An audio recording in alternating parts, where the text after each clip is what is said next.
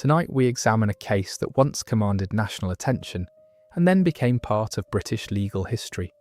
A single investigation, a single verdict, and a legacy that has endured for more than a century. The case of Mary Jane Pritchard begins in Glasgow, Scotland, in the final months of 1864. Glasgow at this time was one of the largest and most rapidly industrialising cities in Britain, a place transformed within living memory from a modest trading town on the River Clyde into what was already being called the second city of the empire. Its population had grown past 400,000, swollen by migration from the Highlands, from Ireland, and from the surrounding lowland counties, drawn by employment in shipbuilding, textile manufacture, engineering, and the countless trades that served a great commercial port. The city's wealth was visible in its new terraces and crescents, built in the classical style favoured by its merchant and professional classes, while its poverty was visible in the overcrowded closes of the old town, where sanitation had not kept pace with population. Between these two Glasgows stood a substantial middle class of merchants, clerks, ministers, and professional men, among them physicians who maintained general practices serving the respectable households of the western districts. The Pritchard household belonged to this middle stratum of Glasgow society. Edward William Pritchard, a physician by training and profession, had established a general medical practice in the city and had built alongside it a public reputation as a lecturer and a sociable, outwardly respectable figure. The family occupied a townhouse in the western part of the city, a district of gas-lit streets, stone-built terraces, and the ordinary rhythms of professional domestic life. Within such a household, a physician's word carried particular authority. He was the person to whom illness was reported, the person who diagnosed it, and, should the worst occur, the person legally entitled to certify its cause. This authority, ordinary and unremarkable in most households of the period, would come to bear directly on the events that unfolded within the Pritchard home over the following months. Glasgow in the 1860s was also a city with an established medical and pharmaceutical trade. Apothecaries and chemists operated throughout the western and central districts, supplying physicians, households, and institutions with the compounds of the day, including preparations of antimony and aconite, both employed in small and carefully measured doses as remedies for various ailments. A physician such as Pritchard, known personally to the tradesmen who supplied him, could obtain such substances on his own account without particular scrutiny, a routine transaction of professional life that would later assume a very different significance. It was into this setting, a respectable Glasgow household, governed by a physician, husband and father, that the illness which would end in 2 deaths first began to appear. Mary Jane Pritchard was born Mary Jane Taylor, the daughter of Jane Taylor of Edinburgh. The surviving record of her early life is limited. The published accounts of this case, drawn chiefly from newspaper coverage of the period and from later historical treatments, concentrate overwhelmingly on the life and career of her husband, a pattern common to cases of this kind, in which the victim of a domestic poisoning is remembered chiefly in relation to the man convicted of her death. What can be stated with confidence is that she was raised in a respectable Edinburgh household, the daughter of a widow, and that she married Edward William Pritchard in 1850. She was, at the time of her death in March of 1865, approximately 38 years of age. The marriage produced several children, though the precise number and their individual names are not consistently recorded in the sources available for this account. What is established is that Mary Jane Pritchard spent the following 15 years as the wife of a general practitioner, first in Yorkshire, where her husband began his civilian medical career after a period of service as a surgeon in the Royal Navy, and later in Glasgow, where the family settled and where Edward Pritchard built the practice and public profile that would define his standing in the years before the events of 1864 and 1865. As the wife of a professional man of some local prominence, she would have occupied a position of respectability within Glasgow's middle-class social world,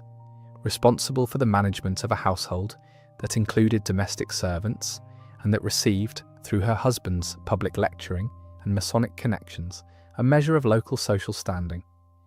Her mother, Jane Taylor, remained in Edinburgh during these years, a widow whose own household is not extensively documented in the sources available for this account.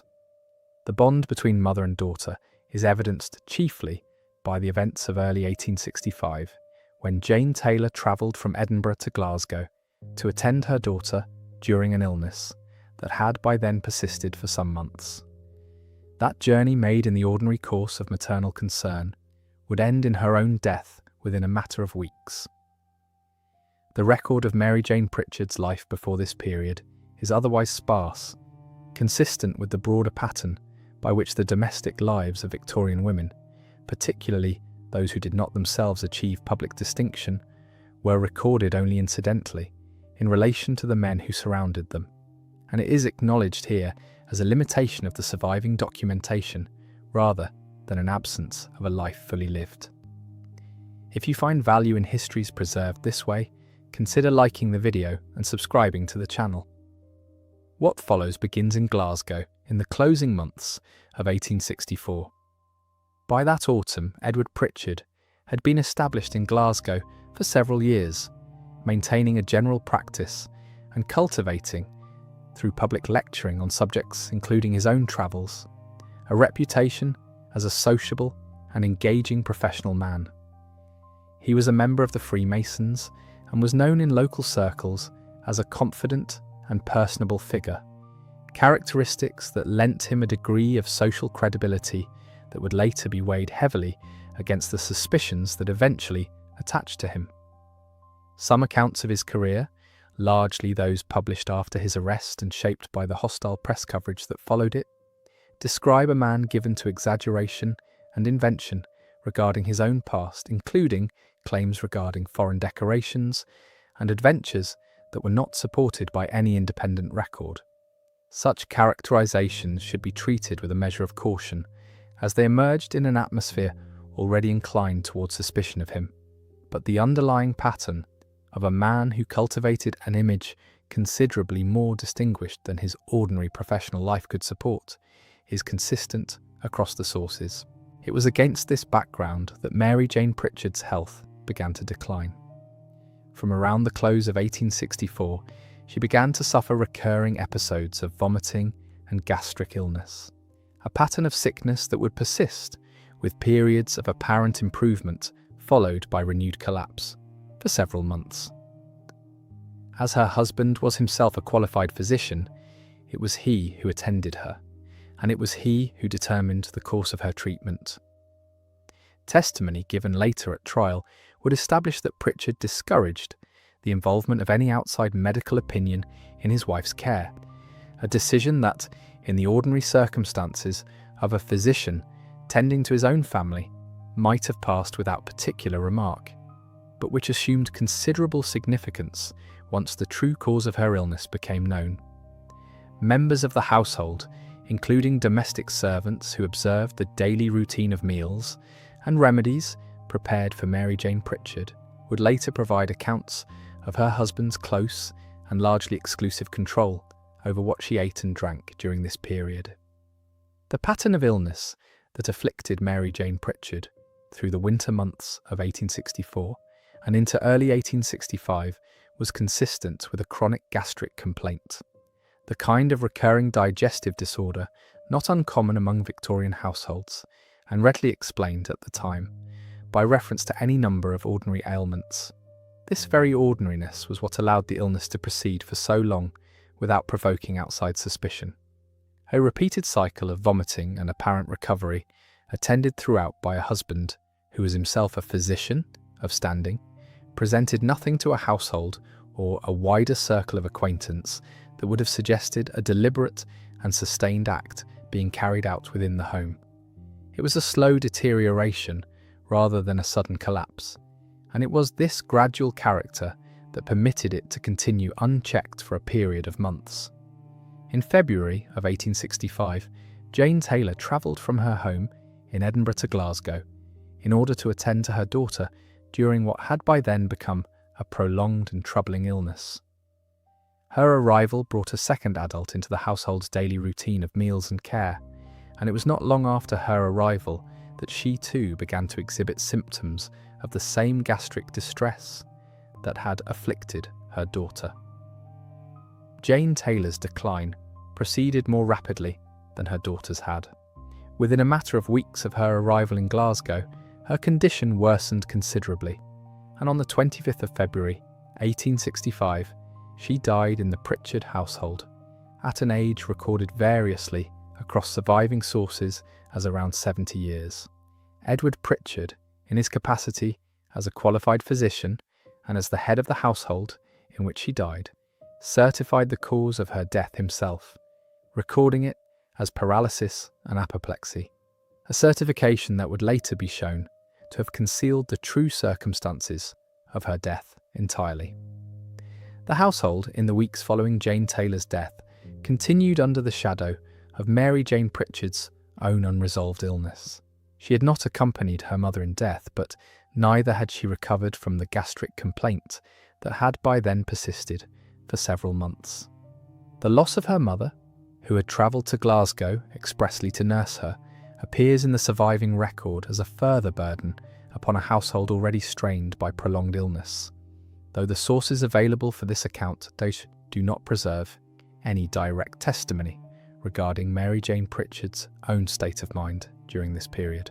What is established is that her condition did not improve in the weeks that followed her mother's death, and that the same pattern of vomiting and collapse that had defined the preceding months continued largely unabated through the early weeks of March. On the 18th of March 1865, Mary Jane Pritchard died in the family home in Glasgow. As he had done in the case of her mother 3 weeks before, Edward Pritchard certified the cause of death himself. He recorded it as gastric fever, a certification that, like the one preceding it, would later be shown to have concealed a very different reality. In the ordinary course of events, this second death within the same household, following so closely upon the first, might have proceeded to burial without further inquiry, the household's grief accepted at face value, and the physician's own certification taken as sufficient explanation. That this did not occur was owed not to any suspicion raised within the household itself, nor to any observation made by the physicians or tradesmen who had dealt with the family in the preceding months, but to an anonymous communication that reached the authorities in the days immediately following Mary Jane Pritchard's death. The circumstances leading to that communication and the identity of the person who sent it are not established in the sources available for this account. What is documented is that shortly after Mary Jane Pritchard's death, an anonymous letter reached the relevant authorities in Glasgow, raising questions about the circumstances surrounding her death and, by extension, the earlier death of her mother. This intervention arrived at a critical juncture, for funeral arrangements for Mary Jane Pritchard were already underway at the time the letter was received. The record does not preserve the precise wording of the letter or the full extent of what it alleged, but its effect was immediate and decisive. It prompted the authorities to intervene before burial could proceed, setting in motion the sequence of events that would ultimately expose the true circumstances of both deaths. The intervention prompted by the anonymous letter marks the close of the circumstances that preceded the discovery of the crime, and the opening of a formal investigation into two deaths that had, until that point, passed as the ordinary tragedies of a household visited twice by illness within a single winter. A physician's authority to treat, to certify, and to be believed had permitted two deaths to occur within the same home, separated by little more than 3 weeks, without provoking suspicion from any quarter beyond the anonymous correspondent whose letter reached the authorities in March of 1865. What followed was a rapid and methodical process of exhumation, examination, and inquiry that would, within a matter of months, bring the full circumstances of both deaths into public record. Word of the anonymous letter reached the Procurator Fiscal, the official responsible under Scots law for the investigation of sudden or suspicious deaths, in the days immediately following Mary Jane Pritchard's death on the 18th of March. The Scottish legal system of the period did not employ the coroner's inquest familiar to England, relying instead on a process of investigation and precognition conducted under the authority of the fiscal, working in conjunction with the police. Upon receipt of the letter, the fiscal ordered that the funeral arrangements already underway for Mary Jane Pritchard be halted and directed that steps be taken to examine the circumstances of her death and that of her mother before any burial could proceed. This intervention required a degree of urgency, given that arrangements for Mary Jane Pritchard's interment were already in motion at the time the letter was received. The authorities proceeded to order the exhumation of both bodies, Jane Taylor, who had by then been buried for approximately 3 weeks following her death on the 25th of February, and Mary Jane Pritchard herself, whose burial had been halted before it could take place. The exhumation of Jane Taylor's remains required the reopening of a grave that had only recently been closed, a task undertaken by the authorities, with the medical personnel required to conduct a proper post-mortem examination. Officers of the Glasgow police, working alongside the fiscal's office, were tasked with securing both sets of remains and ensuring that they were transferred to the appropriate medical examiners for analysis, a process that proceeded with evident urgency given the seriousness of the suspicions that had been raised. As the examination of the two bodies proceeded, officers turned their attention to the household itself and to the network of tradesmen and professional contacts through whom a physician of Pritchard's standing would ordinarily have obtained the substances required for his practice. Inquiries were made among the local apothecaries and chemists of Glasgow, tradesmen who supplied physicians and their households with the compounds employed in general medical practice, including preparations of antimony and aconite. These inquiries established that Pritchard had, over a period of some months, obtained quantities of both substances on his personal account, a routine transaction for a physician of his standing under ordinary circumstances, but one that assumed a very different significance once weighed against the illness that had afflicted his wife over the same period. Officers also turned to the domestic staff of the Pritchard household, servants who had observed the daily routine of the family at close quarters throughout the period of Mary Jane Pritchard's illness. Their statements, taken in the course of the investigation, described a household in which Edward Pritchard maintained close and largely exclusive control over the food, drink, and medicine prepared for his wife, a pattern of behaviour that servants were able to describe in some detail, having themselves prepared or handled meals and remedies that passed through his hands before reaching her. These statements would prove to be of considerable importance in establishing the means by which the poisoning had been carried out, providing the investigators with a coherent account of a household routine in which one individual held sole control over what a suspected victim consumed, over a period extending across several months. The investigation also examined the circumstances surrounding a servant girl who had died in the Pritchard household in 1863, a death that some later accounts suggest attracted a degree of retrospective suspicion once the circumstances of the two subsequent deaths became known. It must be stated plainly that Pritchard was never charged in connection with this earlier death, and that the surviving record does not establish it as a further instance of poisoning. It is noted here only as an unresolved suspicion that attached itself to the case after his arrest, and it should not be understood as an established fact bearing upon the investigation of the two deaths for which he was ultimately tried. The investigating authorities, in building their case against Pritchard in the spring of 1865, concentrated their formal inquiries upon the deaths of Jane Taylor and Mary Jane Pritchard alone. As the toxicological examination of the exhumed remains proceeded, and as the statements of household servants and local tradesmen were gathered, The investigation moved with evident purpose toward a single suspect. Edward Pritchard, as the husband who had exercised close control over his wife's food, drink, and medical care throughout the period of her illness, and as the individual who had personally certified the cause of death in both cases, presented himself as the person whose position within the household and whose professional authority had made the deaths possible. There was, in the account gathered by the investigating authorities,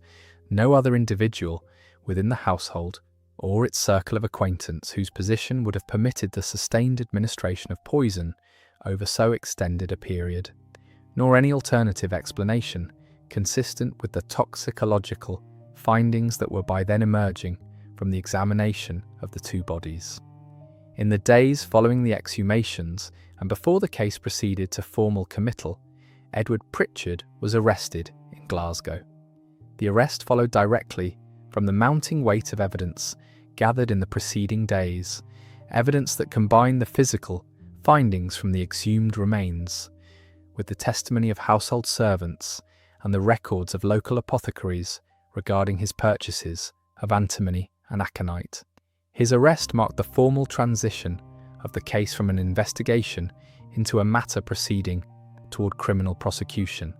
and it brought to a close the period during which the deaths of Mary Jane Pritchard and her mother had stood, however briefly, as unresolved and suspicious occurrences within a respectable Glasgow household.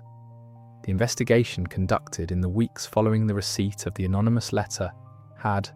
within a comparatively short period, transformed two deaths certified as natural by an attending physician into a documented case of sustained domestic poisoning. The exhumation of both bodies, the toxicological examination that followed, the statements gathered from servants and tradesmen, and the eventual arrest of the household's own physician, together constituted a rapid and thorough process of investigation, one that proceeded from initial suspicion to formal arrest within a matter of weeks. It was upon the foundation of this investigative work that the medical examination of the two bodies and the trial that would follow were subsequently built. The medical examination of Jane Taylor and Mary Jane Pritchard was conducted following the exhumation of both bodies in the weeks after Mary Jane Pritchard's death. Physicians engaged for the purpose carried out post-mortem examinations of the remains, supported by chemical analysis intended to establish whether any toxic substance was present, and if so, in what quantity. The examinations established that both bodies contained substantial quantities of antimony, a finding consistent across the remains of both women and one that formed the central pillar of the medical evidence subsequently presented against Edward Pritchard.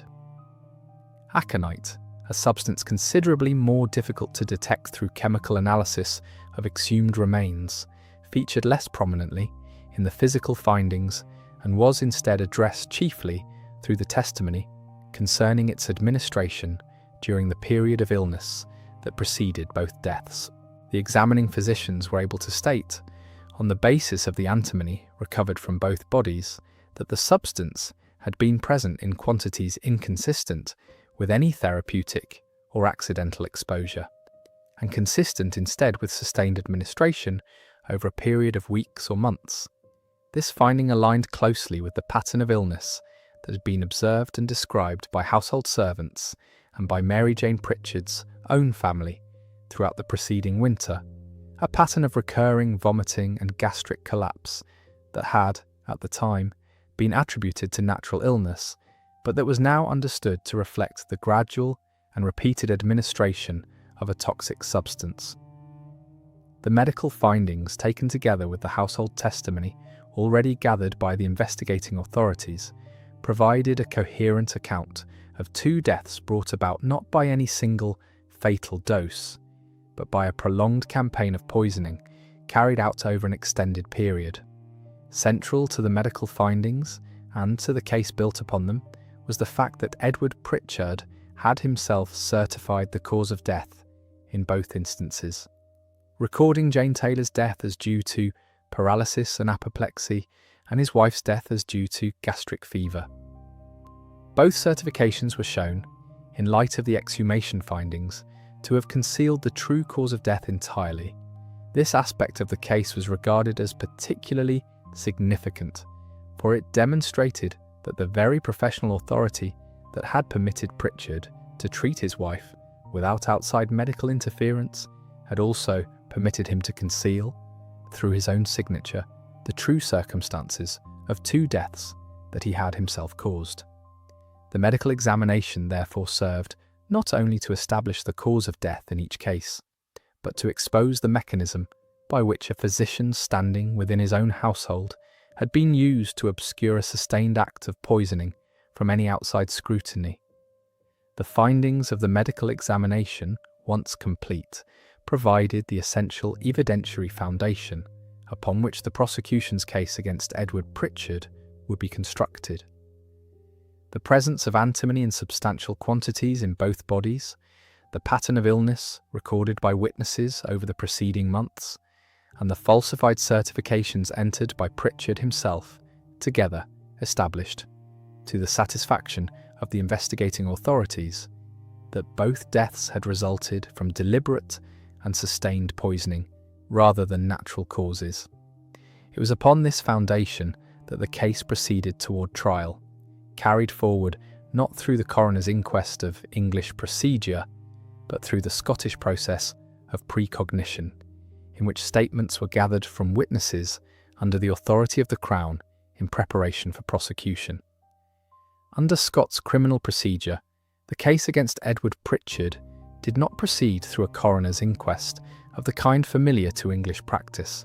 but through the process of precognition, by which the Crown authorities gathered and recorded the statements of witnesses in advance of trial.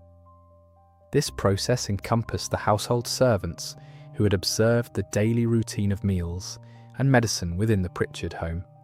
the local apothecaries and chemists who had supplied antimony and aconite to Pritchard over the preceding months, and the physicians who had conducted the post-mortem examinations and chemical analyses of the exhumed remains. Each of these witnesses provided a formal statement to the Crown authorities, statements that were subsequently drawn upon in the preparation of the case for trial. The precognition process served to consolidate the evidence gathered during the investigation into a coherent body of testimony suitable for presentation before the High Court of Justiciary. It established the sequence of purchases made by Pritchard from local apothecaries over the months preceding both deaths, matched against the pattern of illness recorded within the household during the same period. It established, through the statements of servants, the extent of Pritchard's control over the food and medicine prepared for his wife, and his discouragement of outside medical attention during her illness. And it incorporated the findings of the physicians who had examined the exhumed remains, establishing the presence of antimony in quantities inconsistent with any innocent explanation. Following the completion of this process, Edward Pritchard was committed for trial on charges of murder in connection with the deaths of his wife, Mary Jane Pritchard, and his mother-in-law, Jane Taylor. The committal marked the formal conclusion of the investigative and precognition process, and the beginning of preparations for a trial that would be conducted not in Glasgow, where the crimes had occurred, but in Edinburgh, before the High Court of Justiciary, Scotland's Supreme Criminal Court.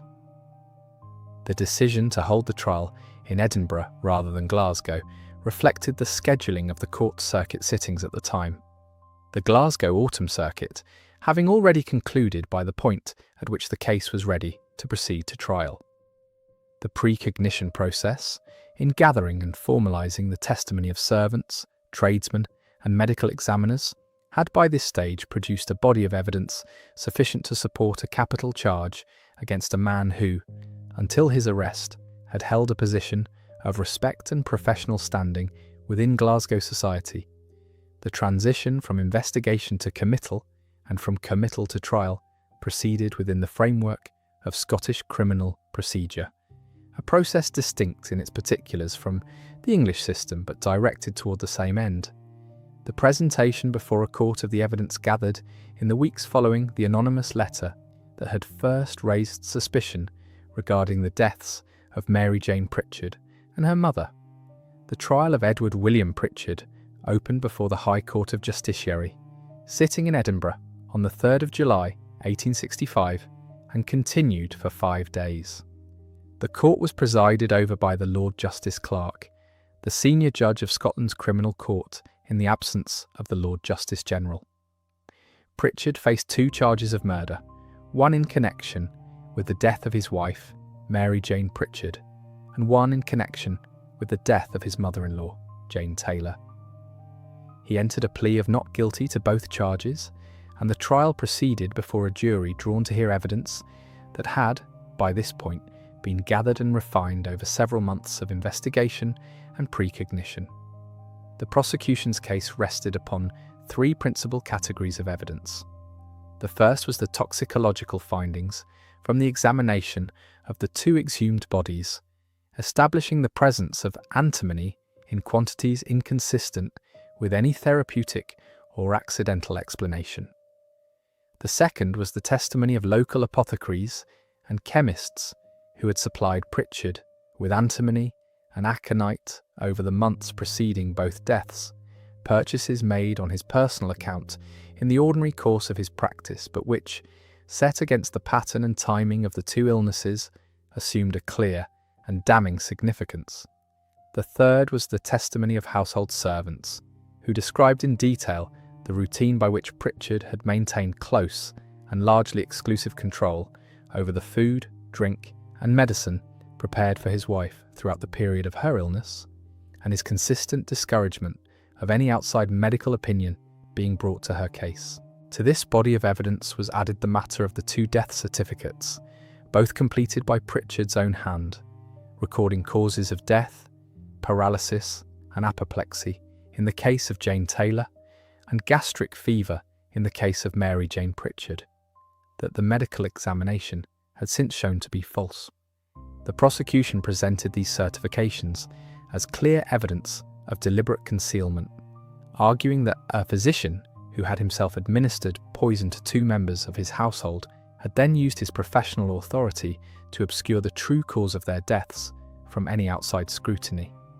This aspect of the case carried particular weight before the court, for it demonstrated not merely the act of poisoning itself, but a calculated effort to prevent its discovery through the misuse of a position of professional trust. The defence, in response, sought to contest the interpretation placed upon the toxicological findings, arguing that the symptoms observed in both women during their respective illnesses were consistent with natural gastric disease rather than deliberate poisoning. This line of argument, however, was unable to account satisfactorily for the substantial quantities of antimony recovered from both bodies upon examination, quantities that the prosecution's medical witnesses maintained were incompatible with any innocent explanation. Nor was the defence able to offer any alternative account of Pritchard's close and exclusive control over his wife's food and medicine throughout the period of her illness, control that had been described in consistent terms by multiple servants within the household, and that stood at odds with any suggestion of a naturally occurring illness proceeding without external interference. Over the course of the 5-day trial, the court heard extensive testimony from the medical witnesses who had conducted the post-mortem examinations, from the apothecaries and chemists who had supplied the poisons, and from the servants who had observed the household's daily routine during the months preceding both deaths. The cumulative weight of this testimony, combining physical, circumstantial, and documentary evidence, presented the jury with an account of 2 deaths that could not readily be explained by any innocent circumstance, deaths that had occurred within weeks of each other in the same household under the close and exclusive supervision of a physician who had himself gone on to certify falsely the cause of each. At the conclusion of the evidence and the closing addresses of counsel, the jury retired to consider its verdict. The deliberation was brief, reported as having lasted approximately 1 hour, a duration that reflected the weight and coherence of the evidence presented over the preceding 5 days. The jury returned a verdict of guilty on both charges, finding Edward Pritchard responsible for the murder of his wife, Mary Jane Pritchard, and for the murder of his mother-in-law, Jane Taylor. The verdict marked the formal conclusion of a legal process that had begun with an anonymous letter reaching the authorities in March of that year, and that had proceeded, over the course of several months, through exhumation, medical examination, precognition, and trial, to a jury's determination that both deaths had resulted from deliberate poisoning carried out by the one person within the household who held the means, the opportunity, and the professional authority to conceal it. The verdict returned by the jury on the fourth day of deliberative proceedings brought to a close a trial that had drawn considerable public attention, both for the scale of the deception involved and for the standing of the man accused. Following the verdict, the court proceeded to the matter of sentencing. Under the law then applicable to a conviction for murder, the sentence prescribed was death, and the Lord Justice Clerk accordingly pronounced a sentence of death upon Edward Pritchard to be carried out by hanging. The sentence was received by a courtroom that had, over the preceding 5 days, heard evidence establishing not merely the fact of 2 deaths, but the deliberate and sustained means by which they had been brought about. The case received extensive coverage in the press, both in Scotland and more widely across Britain, coverage driven in considerable part by Pritchard's own professional standing and by the extent of the deception he had practiced upon his household and his community over a period of several months. Reports of the trial circulated widely in the weeks following the verdict, and the case became, within a short period, one of the most widely discussed criminal trials to have taken place in Scotland during that decade. No record has been identified of any successful appeal against the conviction, nor of any intervention by the relevant authorities to alter the sentence that had been pronounced. The sentence of death, once handed down, proceeded toward execution without reprieve. In the weeks between sentencing and execution, Edward Pritchard remained in custody in Glasgow, where the sentence was to be carried out. Throughout the trial itself, he had maintained his plea of not guilty and had offered no admission of responsibility for either death.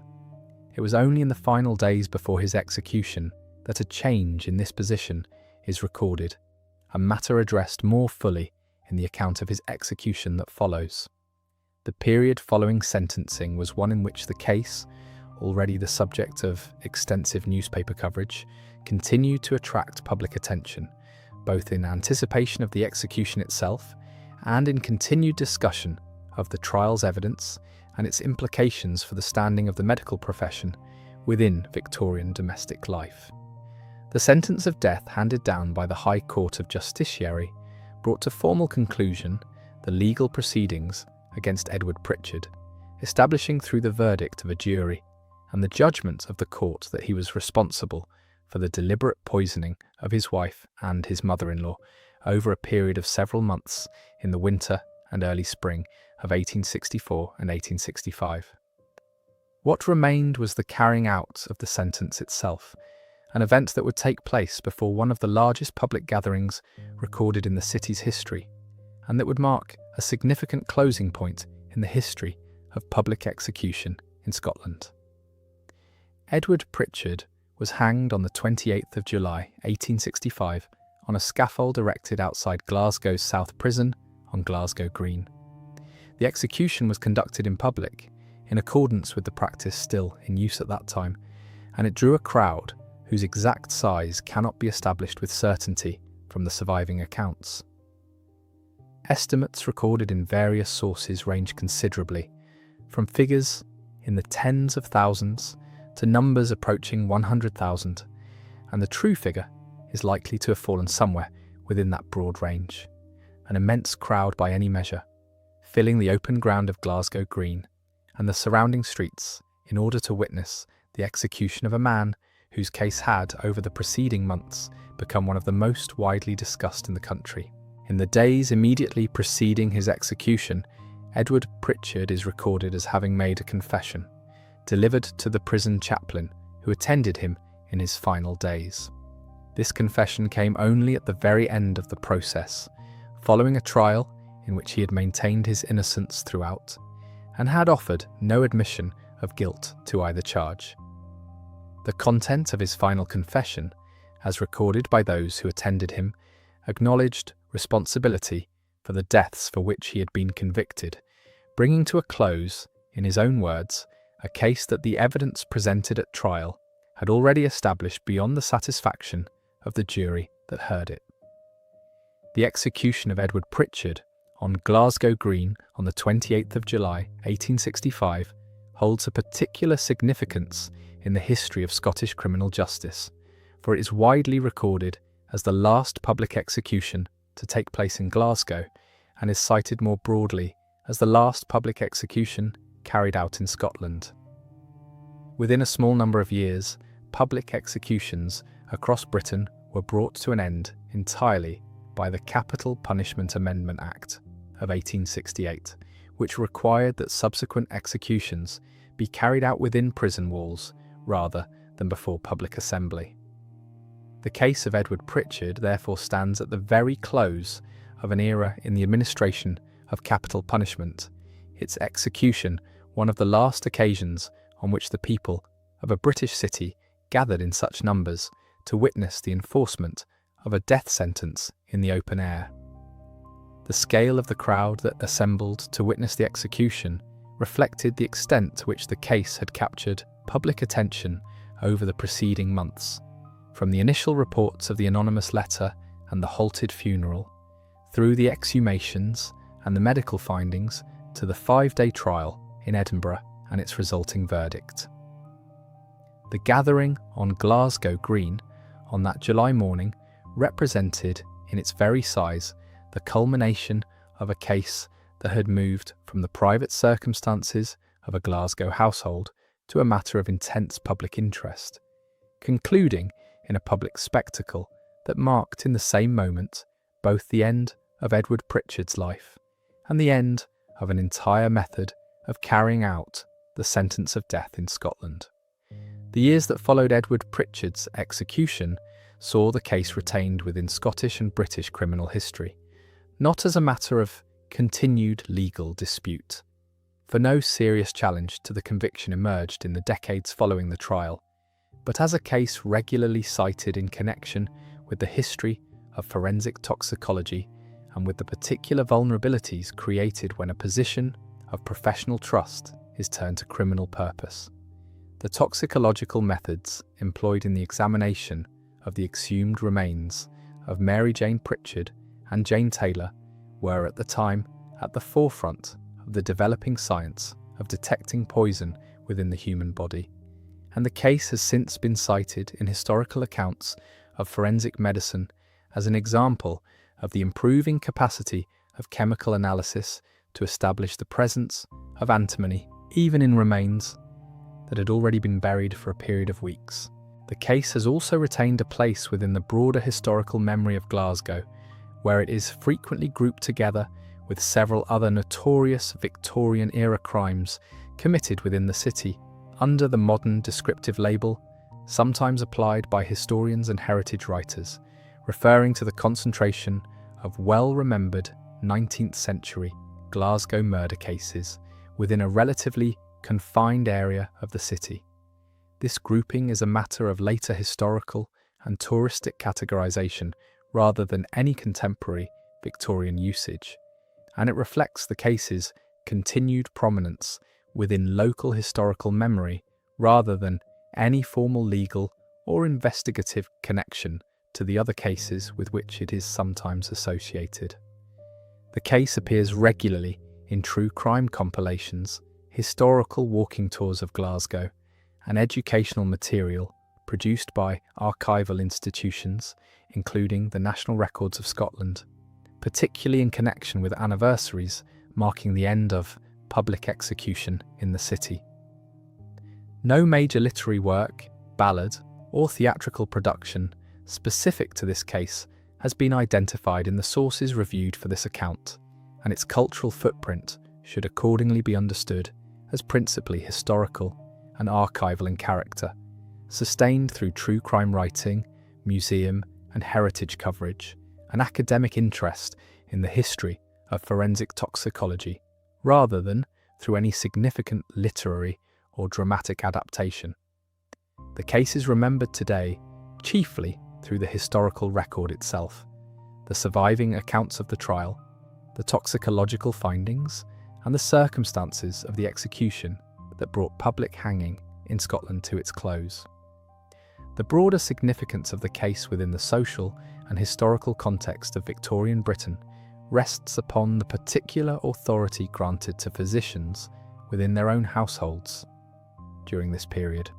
an authority that permitted Edward Pritchard to treat his wife without outside interference,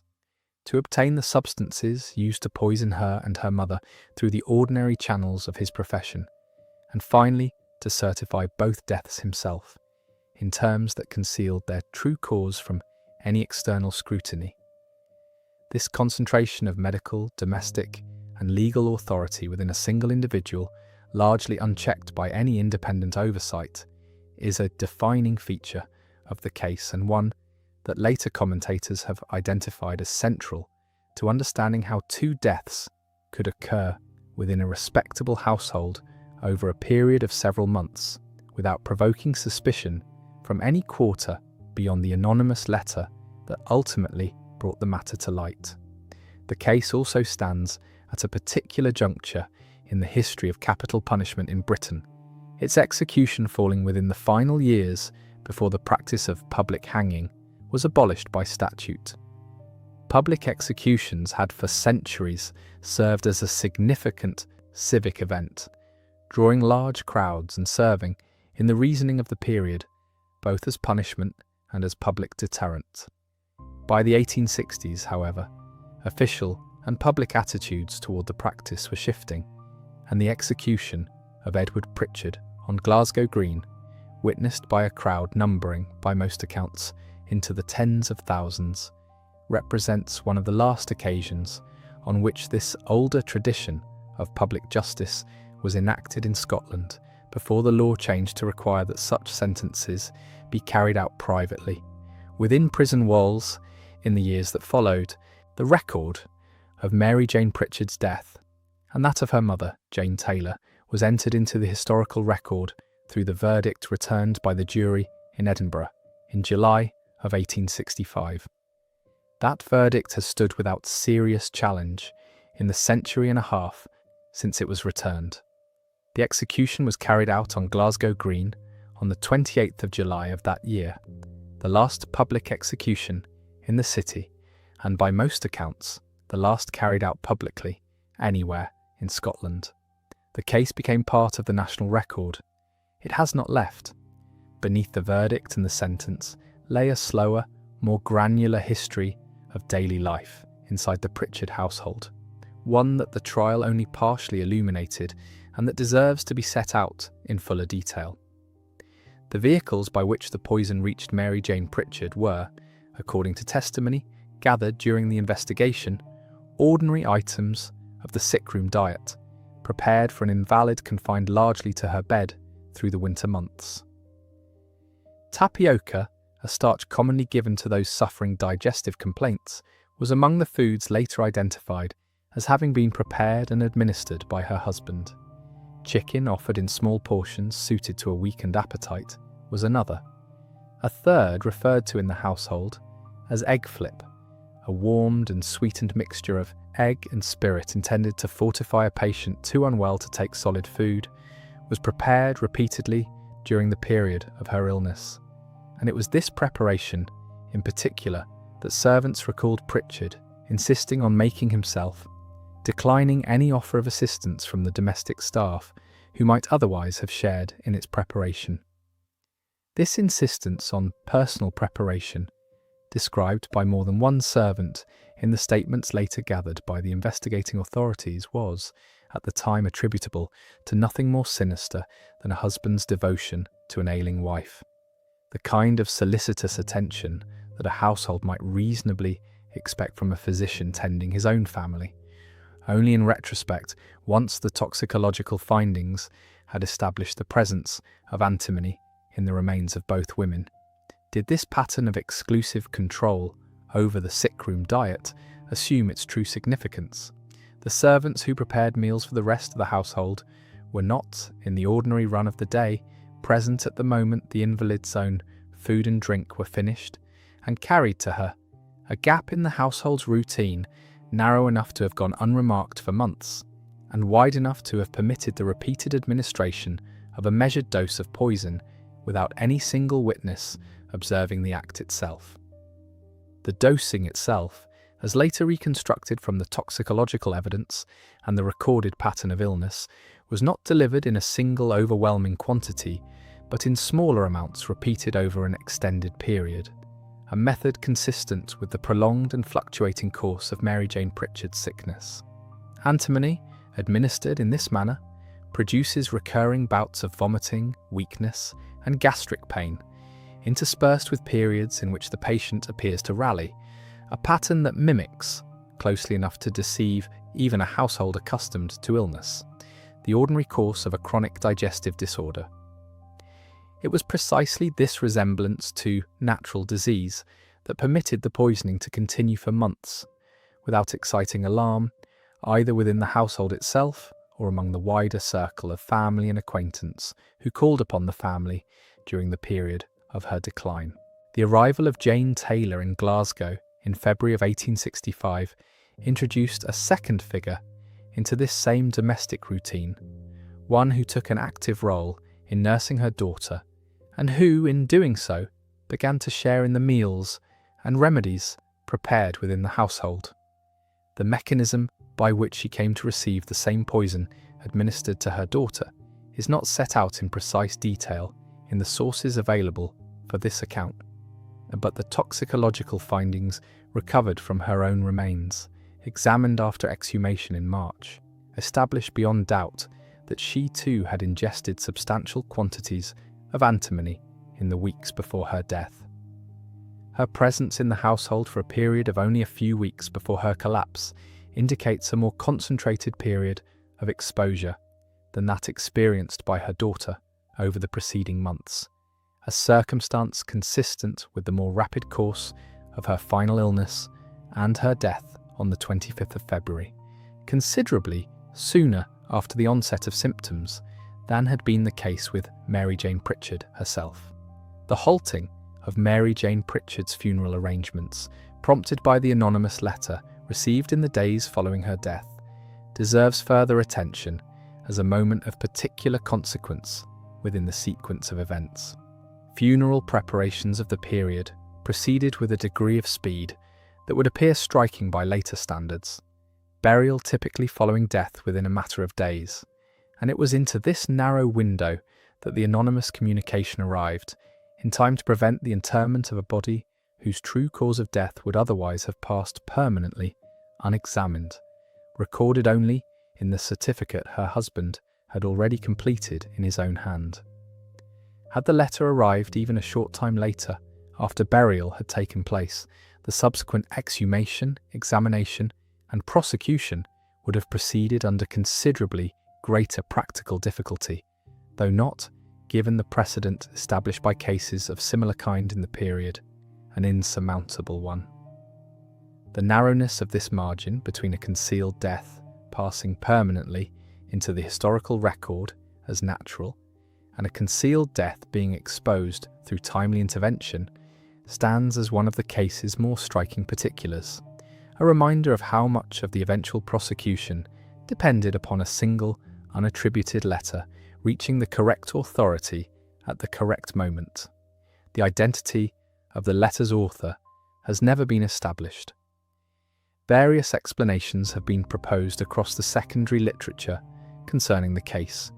ranging from a member of the household staff, troubled by what had been observed during the preceding months, to a professional acquaintance of Pritchard's who harboured private doubts about the conduct of his practice, to a family connection uneasy at the timing and manner of two deaths occurring in such close succession. None of these explanations is supported by direct evidence in the sources reviewed for this account,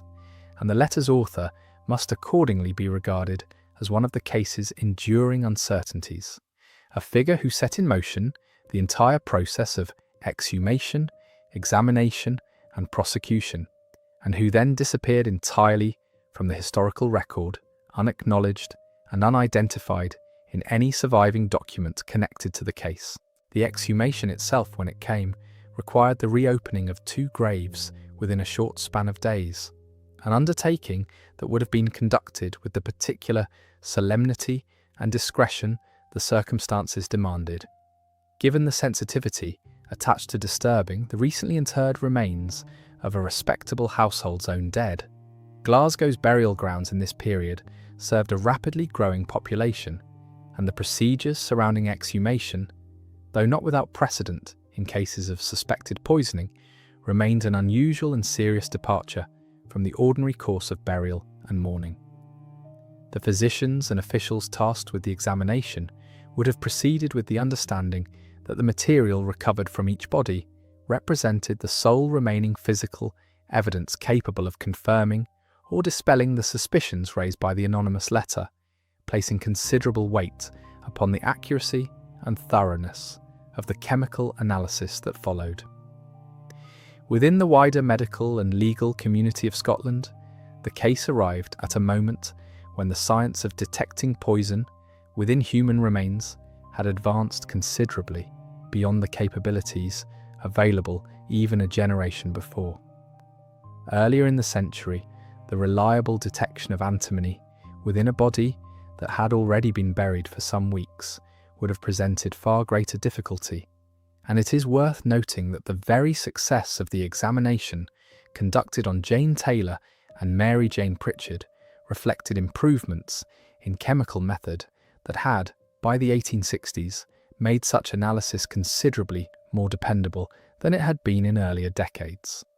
The examining physicians were able to state with confidence that the quantities of antimony recovered were incompatible with any therapeutic or accidental origin, a conclusion that rested upon the accumulated refinement of forensic toxicological practice over the preceding decades,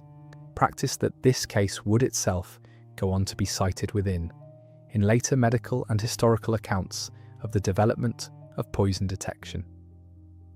Within the courtroom in Edinburgh, the proceedings drew a public gallery filled to capacity across the full 5 days of testimony, reflecting the intense interest the case had already generated through newspaper coverage in the months following Pritchard's arrest. The physical setting of the High Court of Justiciary, with its formal procedures and its bench of senior judicial authority, provided a marked contrast to the domestic setting in which the crimes themselves had been committed. The sick room of a Glasgow townhouse transposed, through the mechanism of criminal procedure, into a matter examined before the full formality of Scotland's highest criminal court. Witnesses travelled from Glasgow to give their evidence in person, servants who had until recently occupied a position of quiet domestic service within the Pritchard household, finding themselves called to testify under oath before one of the most closely watched trials the Scottish courts had convened in a generation. The apothecaries and chemists who gave evidence regarding Pritchard's purchases of antimony and aconite were themselves respectable tradesmen whose ordinary business consisted of supplying physicians with the compounds their practices required, and their testimony carried particular weight precisely because it was unremarkable in its ordinary detail. Records of routine transactions conducted on a physician's personal account, entries in ledgers kept in the ordinary course of trade, which only when set against the timing of 2 deaths within a single household, revealed a pattern that could not be reconciled with any innocent explanation. It was this quality of the evidence, its very ordinariness, its foundation in the routine transactions and observations of tradesmen and servants going about their daily occupations, that gave the prosecution's case its particular force before the jury. An accumulation of small, unremarkable facts that together admitted no explanation beyond the deliberate and sustained administration of poison by the one man with the means, the opportunity, and the professional standing to carry it out undetected. The case was entered into the historical record. It has remained there. The verdict stood. The case became part of British memory. The case of the first killing has been entered into the record. What remained was documentation, the file, the testimony, the verdict, nothing more. We turn now to a second account, quieter than the first, and settled a decade earlier, in a different county entirely, among the smoke and the tenanted fields on the edge of a growing northern town. It concerns a household few outside its immediate circle ever knew, and a question of the mind that the law of the day was not yet certain how to answer. The case of Harriet Dove begins in the vicinity of Woodhouse, near Normanton, in the West Riding of Yorkshire, some miles from Leeds, in the year 1855. Leeds at this period was a rapidly expanding industrial town, its population approaching 200,000 persons, its centre given over to woolen mills, engineering works, and the dense terraced housing that had grown up to shelter the labouring families drawn in from the surrounding countryside. Beyond the immediate built-up core, however, the town's edges remained agricultural in character, a patchwork of tenanted farms supplying the urban market with milk, produce, and livestock, worked by families who occupied a social position distinct from both the industrial labourer and the landed farmer of substantial means. It was on one such tenanted farm at Woodhouse near Normanton, some miles from the expanding town of Leeds, that William Dove held his holding, and it was there that his wife, Harriet, formerly Harriet Jenkins, kept the household that would become, within a matter of months, the subject of a criminal investigation and a widely reported trial. The atmosphere of the district in this period was one of transition. The parish registers and rate books of the mid-1850s recorded a steady conversion of farmland into building plots as the town's mills and workshops drew more labour from the surrounding villages, and the tenant farmers who remained worked land that grew more valuable by the year, even as their own tenure remained precarious and dependent upon the goodwill of landlords. The smoke of the town's chimneys was visible from the fields Dove worked, and the rhythms of the agricultural calendar, the lambing, the haymaking, the autumn ploughing, continued within sight and sound of an increasingly mechanised and urban world. It was a district in which formal religious observance, chapel and church alike, coexisted without apparent contradiction with an older set of beliefs in cunning folk, in fortune-tellers, in the efficacy of charms and predictions, beliefs that were widely held among the labouring and small farming population of Yorkshire in this period, and were not considered, by those who held them, to be in conflict with the general profession of Christian faith. Within this setting, Harriet Dove occupied the position of a tenant farmer's wife, responsible for the domestic economy of the household, the dairy, the poultry, and the general management of a home that supported both a marriage and a modest agricultural enterprise. The documentary record available for this account does not preserve a detailed history of Harriet's own upbringing, her parents, or her early life prior to her marriage. What survives of the case in the historical record is concentrated overwhelmingly on the conduct and the professed beliefs of her husband, a concentration that was already evident in the newspaper coverage of 1856 and has persisted in the small body of later scholarship devoted to the case. This is a documented limitation of the surviving record rather than an indication that Harriet's own life was without substance, and it should be understood as such. She was 28 years of age at the time of her death, a fact recorded with more certainty than almost any other biographical detail concerning her, and her married life, so far as the record permits it to be reconstructed, appears to have been contained within the years of her 20s. The marriage between Harriet Jenkins and William Dove had, by the accounts later given at trial, been marked by considerable strain. Witnesses who had occasion to know the household testified to a pattern of cruelty on the part of William Dove toward his wife, and to a more general reputation for instability and erratic conduct that appears to have been noted by neighbours and acquaintances well before the events that led to Harriet's death. The precise nature and duration of this cruelty is not set out in exhaustive detail in the sources available for this account, but its existence as a documented feature of the household, attested to at trial rather than alleged only after the fact, is established with reasonable confidence. It is against this background of an already troubled marriage that the events of the winter of 1856 are to be understood. The record does not preserve correspondence, diaries, or personal testimony from Harriet Dove herself concerning her own state of mind or her assessment of her marriage in the months before her death. She appears in the surviving documentation chiefly through the observations of others, through the testimony of the attending physician who could not account for her final illness in natural terms, and through the forensic and legal proceedings that followed her death. This absence is itself a feature of the case worth noting plainly, not as a matter for speculation, but as an accurate description of what the historical record does and does not contain. The household in which she lived out her final months was, by every account that survives, one governed increasingly by her husband's private preoccupations that would shortly draw the attention of the Yorkshire Assizes, and in time of legal and medical historians studying the boundaries of criminal responsibility in the mid-Victorian period. In the period leading up to Harriet Dove's death, her husband had become closely associated with a Leeds fortune teller named Henry Harrison,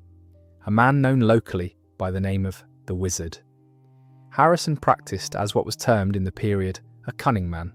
offering predictions, charms, and consultations to a clientele drawn from the surrounding town and countryside, a trade that, while outside the bounds of formal religious or medical practice, was neither uncommon nor universally regarded with suspicion among the labouring population of mid-Victorian Yorkshire.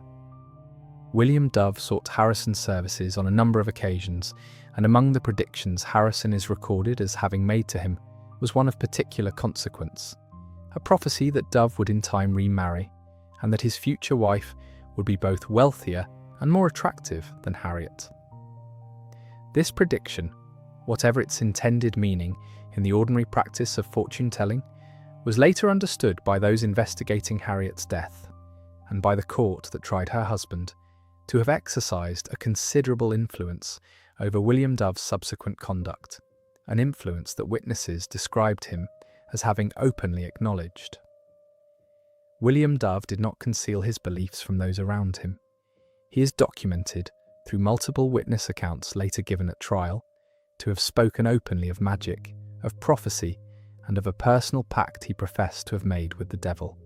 a pact he described as intended to improve his own circumstances and fortune. He is further recorded as having committed the terms of this professed pact to writing,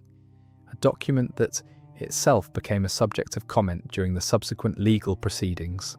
Whether these professed beliefs represented a genuine and long-standing conviction, a symptom of an underlying disorder of the mind, or a calculated pose adopted in anticipation of a future defence, was a question that occupied the court at considerable length, and one that the surviving record does not resolve with certainty even at this distance. What is established is that Dove spoke of these matters to multiple persons in the months before his wife's death, and that his conduct in this period was regarded by more than one witness as markedly unusual. In addition to his association with Harrison and his professed occult beliefs, William Dove is recorded as having obtained a quantity of strychnine in the period before his wife's death. Strychnine was, in the mid-1850s, a substance in restricted and largely medical or veterinary use, employed chiefly by surgeons, chemists, and those engaged in the destruction of vermin, and it was not a substance readily available to the ordinary householder. The precise means by which Dove came into possession of the strychnine used in this case,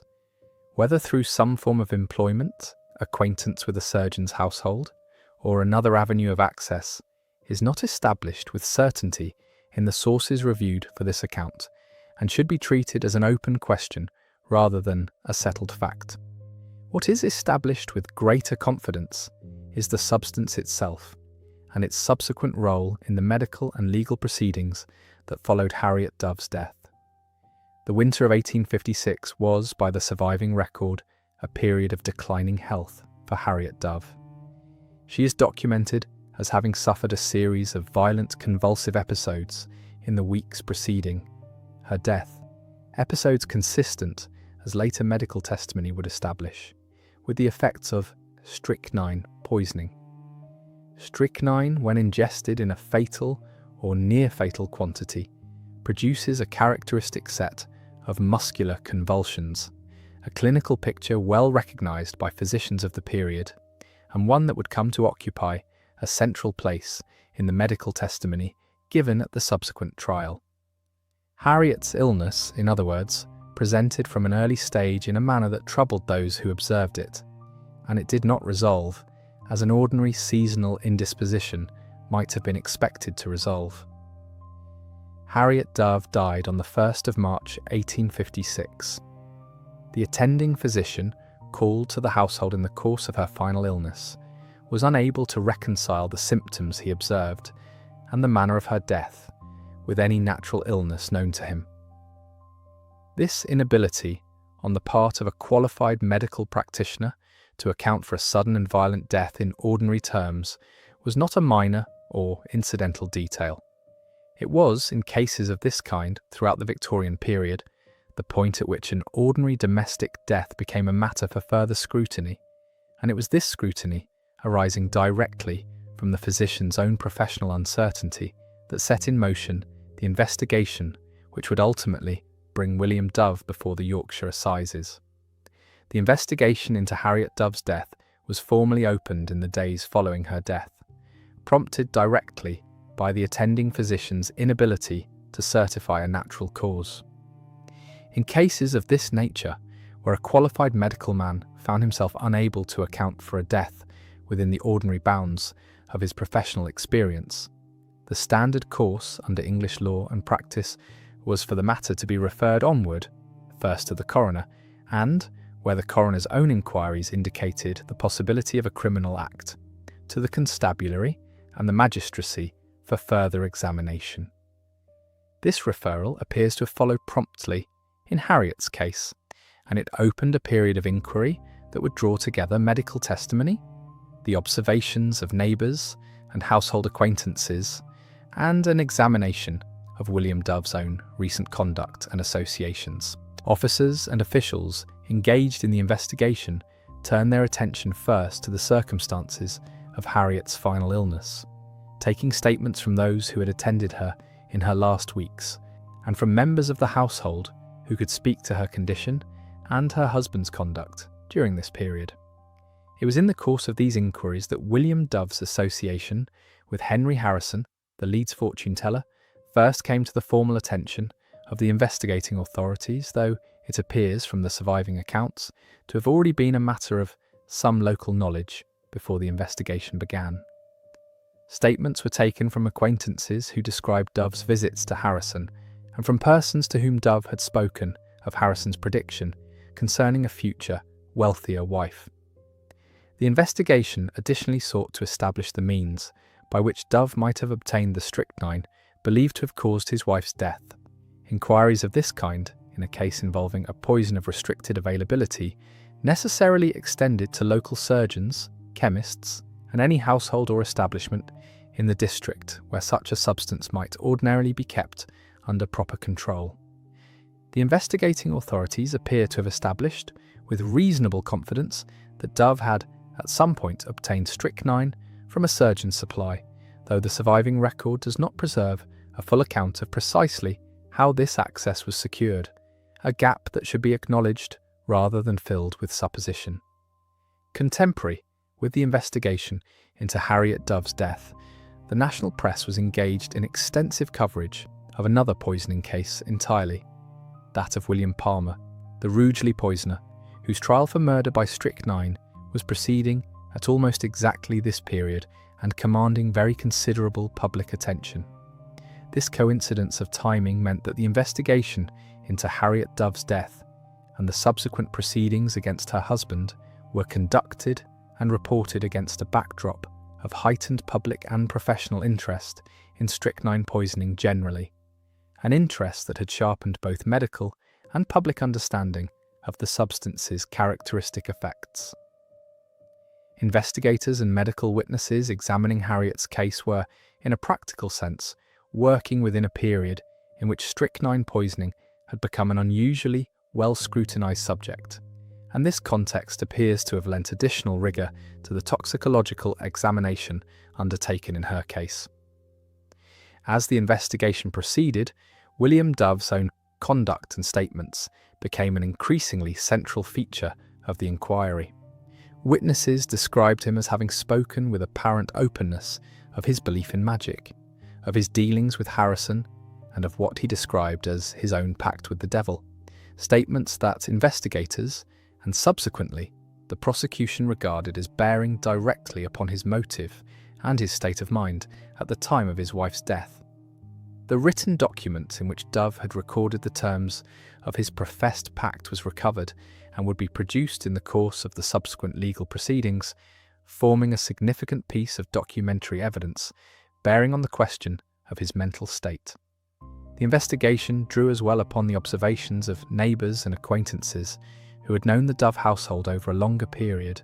and who were able to speak to the general pattern of cruelty and instability that had characterised William Dove's conduct toward his wife before the final illness that led to her death. This testimony, taken together with the account of Dove's dealings with Harrison and the documentary evidence of his professed occult beliefs, formed the circumstantial and testimonial foundation upon which the subsequent case against him would be built, a foundation that the toxicological findings would serve to confirm rather than establish on their own. By the conclusion of the initial phase of investigation, the authorities had assembled a body of evidence sufficient to proceed toward a formal medical examination of the circumstances of Harriet's death, and toward the coronial and committal proceedings that would follow. The investigation, in other words, had moved within a relatively short period from an unexplained domestic death to a case bearing the clear circumstantial marks of a criminal act, a progression driven at every stage by the accumulation of medical, testimonial, and documentary evidence rather than by any single decisive discovery. The medical examination undertaken following Harriet Dove's death proceeded from the same uncertainty that had prompted the wider investigation, namely the attending physician's inability to reconcile her final illness with any recognised natural cause. A post-mortem toxicological examination was conducted, and it was this examination that established strychnine poisoning as the cause of death, a finding consistent with the violent convulsive symptoms that had been observed and recorded in the weeks before Harriet died. The medical evidence in this respect was regarded, both at the time and in later assessments of the case, as clear and consistent, leaving comparatively little room for alternative explanation once the toxicological analysis had been completed. The physician's evidence, together with the toxicological findings, was to occupy a significant place in the subsequent legal proceedings, not because the fact of poisoning was itself seriously contested,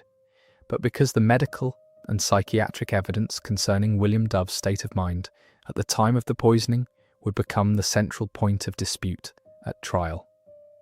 The clarity of the medical findings regarding cause of death stood, in this sense, in some contrast to the far less settled medical and legal argument that would follow concerning the question of criminal responsibility, and this contrast is itself a notable feature of the case as it unfolded. The examination of Harriet's body and the surrounding circumstances established, with reasonable confidence for the purposes of this account, that death had resulted from strychnine poisoning administered in the weeks before the 1st of March 1856, and that this poisoning was consistent with a deliberate and sustained course of conduct rather than a single, isolated exposure. The record available for this account does not preserve the more granular clinical detail of the post-mortem findings, and this account accordingly confines itself to the established cause of death and the broad medical conclusions reached without further elaboration upon the physical particulars of the examination. Taken together, the medical findings provided the investigating and prosecuting authorities with a firm evidentiary foundation, a confirmed cause of death by strychnine poisoning, upon which the circumstantial evidence gathered during the investigation, Dove's access to the poison, his association with Harrison, and his documented conduct and statements in the preceding months, could be built into a formal case for presentation before a coroner's inquest and ultimately before the Yorkshire Assizes. The procedural course expected under English law of this period required that a sudden or unexplained death be examined by a coroner's inquest before any further criminal proceedings could be formally instituted, and the case of Harriet Dove appears to have followed this expected course,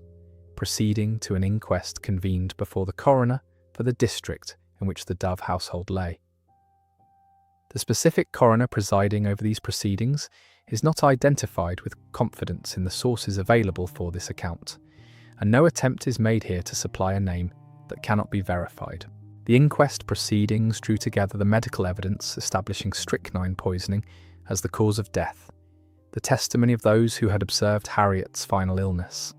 and the circumstantial evidence concerning William Dove's conduct, his association with Henry Harrison, and his documented access to the poison believed to have caused her death. It was through these inquest proceedings and the subsequent examination before the local magistracy that the fuller picture of Dove's occult entanglements and his professed pact with the devil first entered the formal legal record, material that would be carried forward into the committal proceedings and, in time, into the trial itself. The inquest jury, on the basis of the evidence presented to it, returned a finding consistent with the medical evidence of poisoning and the circumstantial evidence bearing upon William Dove's conduct, a finding that supported the committal of Dove for trial on a charge of murder. The specific verbatim language of the inquest's finding is not preserved with certainty in the sources reviewed for this account, and this account accordingly confines itself to noting the general outcome that the inquest proceedings resulted in Dove's committal for trial, rather than reproducing detail that cannot be independently confirmed. Following the inquest, the case proceeded through the customary committal proceedings before the local magistracy, at which the evidence gathered during the investigation was formally reviewed and found sufficient to justify Dove's continued detention pending trial at the Assizes. It was at this stage, and in the reporting that accompanied it, that the case first began to attract the wider public attention that would culminate in extensive newspaper coverage of the subsequent trial. Coverage sharpened, as has been noted, by the contemporaneous public fascination with strychnine poisoning arising from the Palmer case. The inquest and committal proceedings, taken together, established the essential shape of the case that would be presented at trial, a case resting upon confirmed medical evidence of strychnine poisoning, documented circumstantial evidence of motive and access, and a body of testimony concerning William Dove's professed occult beliefs and his association with Henry Harrison. The proceedings closed with Dove committed for trial on a charge of murder, and with the wider question of his state of mind and of Harrison's own role and legal exposure still to be resolved before the Yorkshire Assizes. The prosecution's case proceeded to lay before the jury the full circumstantial picture that the investigation had assembled. Dove's association with Henry Harrison, the prediction of a wealthier and more attractive future wife, and Dove's own repeated statements to acquaintances concerning magic, prophecy, and his professed pact with the devil. Counsel for the prosecution argued that these statements, far from indicating a mind incapable of forming a rational intent, in fact demonstrated a clear and coherent motive, the wish to be rid of his wife in order to improve his own prospects, a motive Dove had himself articulated to multiple witnesses in the months before her death. The written pact was produced before the court and read into the record, its terms cited by the prosecution as evidence of premeditation, dressed in the language of superstition rather than proof of any genuine disorder of the mind. The defence, for its part, mounted its case upon a plea of insanity, arguing that William Dove's professed beliefs were not the calculated invention of a sane man seeking to escape justice, but the genuine expression of a mind already diseased before his wife's death. Counsel for the defence called witnesses prepared to testify to the consistency and apparent sincerity of Dove's beliefs over an extended period, and sought to establish that his conduct, however criminal in its outcome, had proceeded from a disordered understanding of the world rather than from the ordinary calculation of a rational agent. This argument required the defence to engage directly with the medical and psychiatric understanding of criminal responsibility as it stood in 1856, an understanding still framed chiefly by the rules established in the Monaghan case some 13 years earlier, rules that asked whether the accused had known, at the time of the act, the nature and quality of what he was doing, and whether he had known it to be wrong.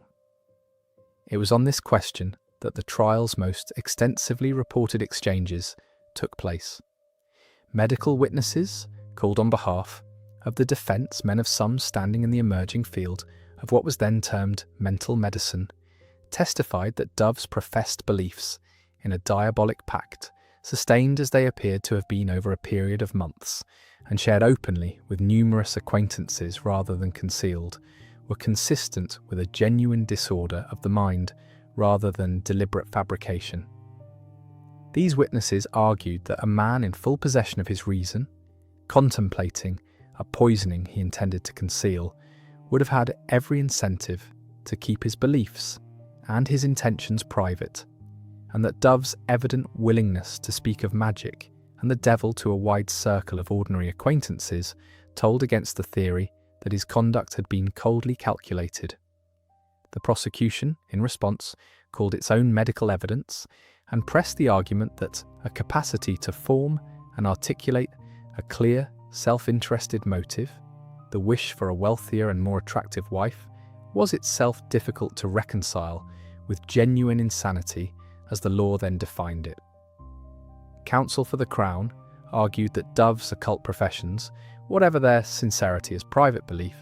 coexisted with a perfectly ordinary and legally sufficient understanding that poisoning his wife was both possible and wrong,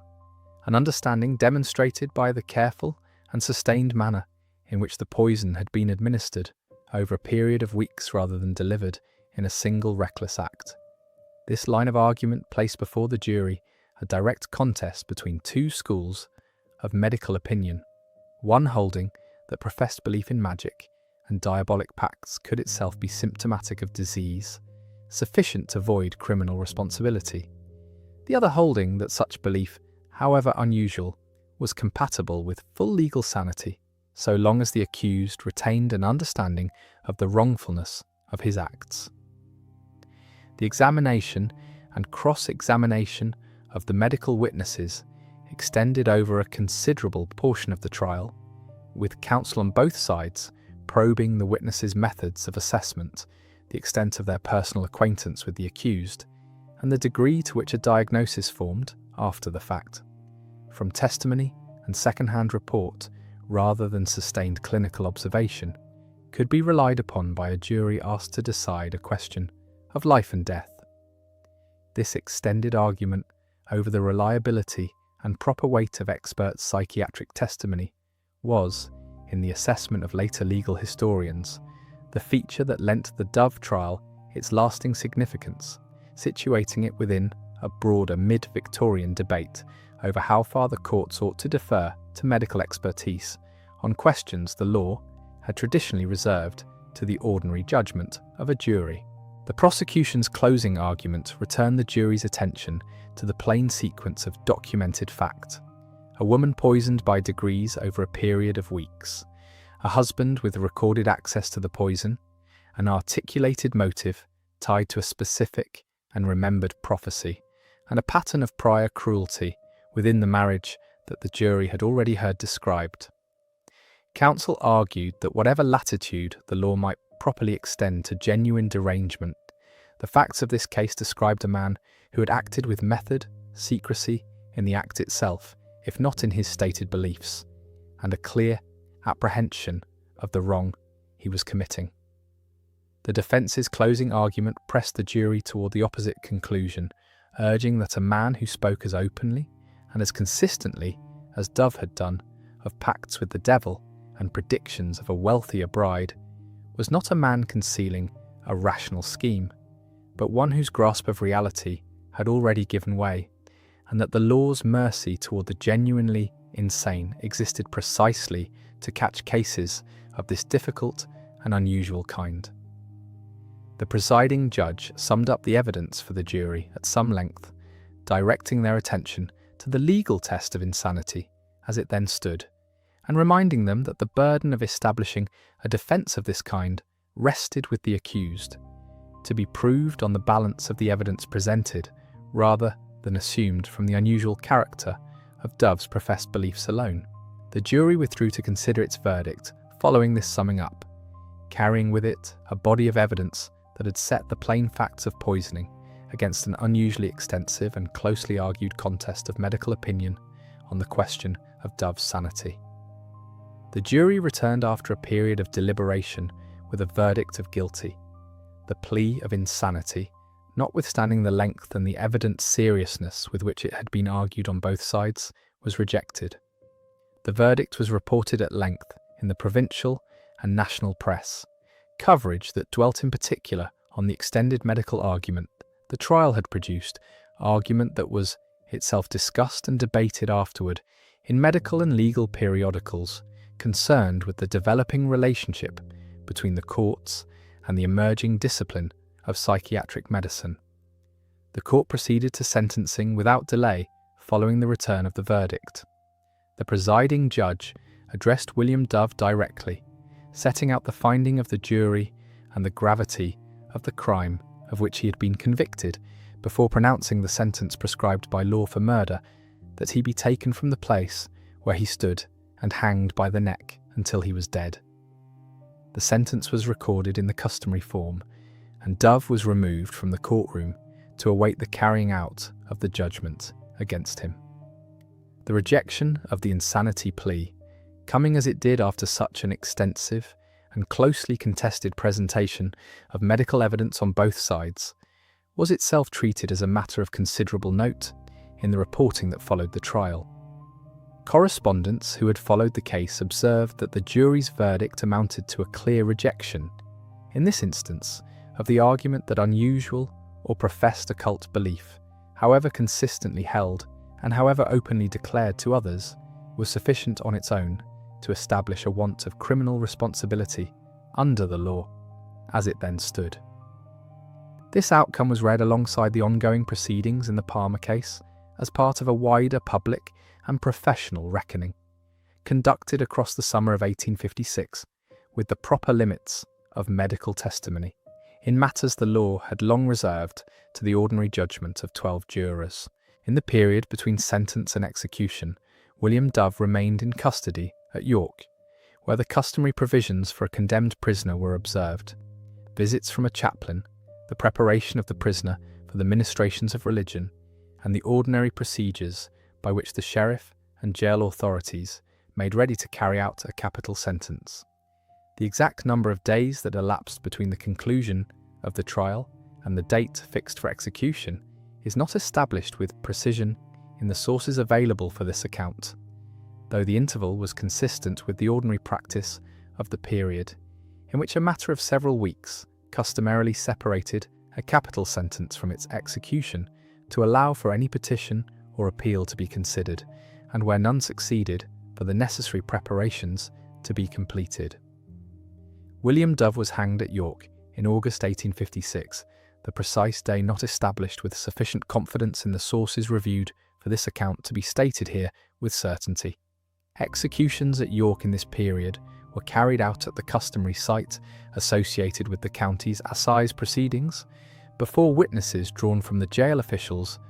the sheriff's representatives, and, according to the practice of the time, members of the public permitted to attend. The execution of a man whose trial had drawn such extensive comment on the question of his sanity was itself reported in the press as the closing act of a case that had, over the preceding weeks, become a matter of genuine professional as well as public interest. The question of Henry Harrison's own legal position arising from his association with Dove and the prediction he was recorded as having given him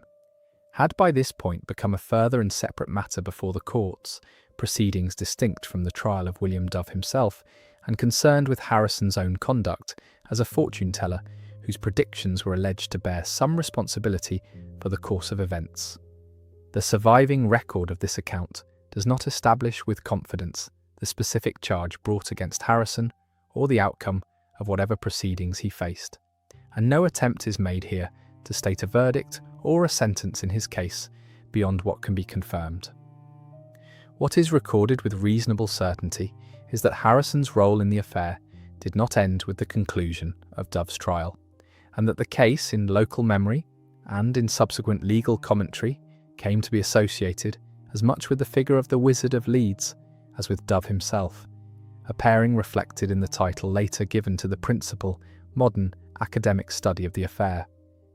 In the years that followed, the case of William Dove passed largely out of general public memory, its details preserved chiefly within the more specialised literature of legal and medical history rather than within the broader popular tradition of Victorian murder that kept other cases of the period in continued circulation through ballad, melodrama, or later fictional treatments. No street ballad, stage adaptation, or popular novel devoted specifically to the case has been identified as surviving from the period or from later decades, a contrast with some of the era's more widely remembered poisoning cases whose trials generated an immediate and extensive commercial literature. The principal modern treatment of the case is the historian Owen Davies's study, published in 2005, which drew together the trial record, the newspaper coverage, and the wider history of cunning folk and popular magic in Victorian England to situate the Dove case within a fuller account of belief and its collision with the law. This later scholarly attention has kept the case alive, chiefly among readers and researchers with a particular interest in the history of magic, mental medicine, and criminal responsibility, rather than restoring it to any wide popular recognition. The case's more lasting significance lies in the place it has come to occupy within the history of the insanity defence and the court's developing engagement with expert psychiatric testimony. Legal and medical historians examining the mid-Victorian period have cited the Dove trial as an instructive example of the difficulties the courts faced in weighing the evidence of medical witnesses against the established legal test for criminal responsibility. Difficulties that were far from unique to this case, but were argued out with unusual thoroughness within it. The trial's proceedings, conducted in the same season as the Palmer case dominated the national press, have been read by later scholars as part of a wider mid-1850s moment in which the reliability of expert testimony, medical and otherwise, was subject to a degree of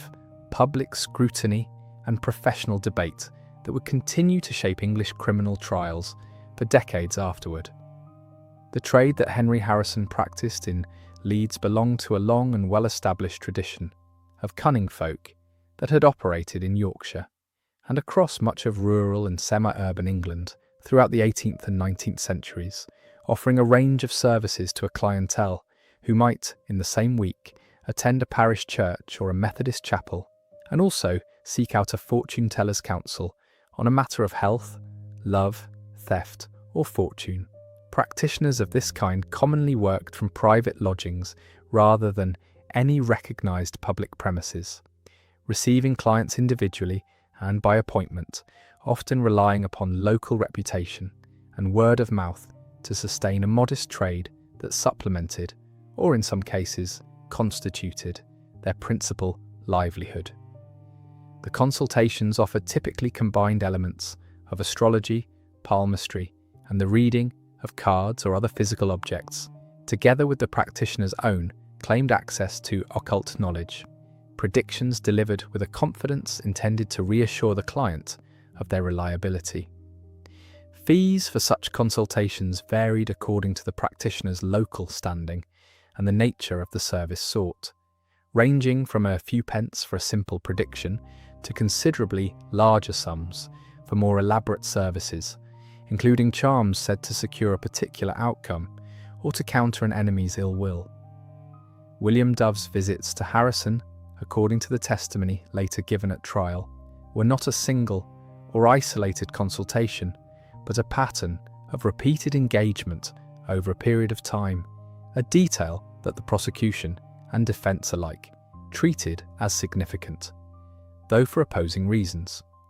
For the prosecution, the sustained nature of Dove's engagement with Harrison indicated a settled and deliberate cultivation of a relationship from which he sought specific, actionable guidance he then appears to have acted upon in a manner consistent with rational self-interest rather than passing superstition.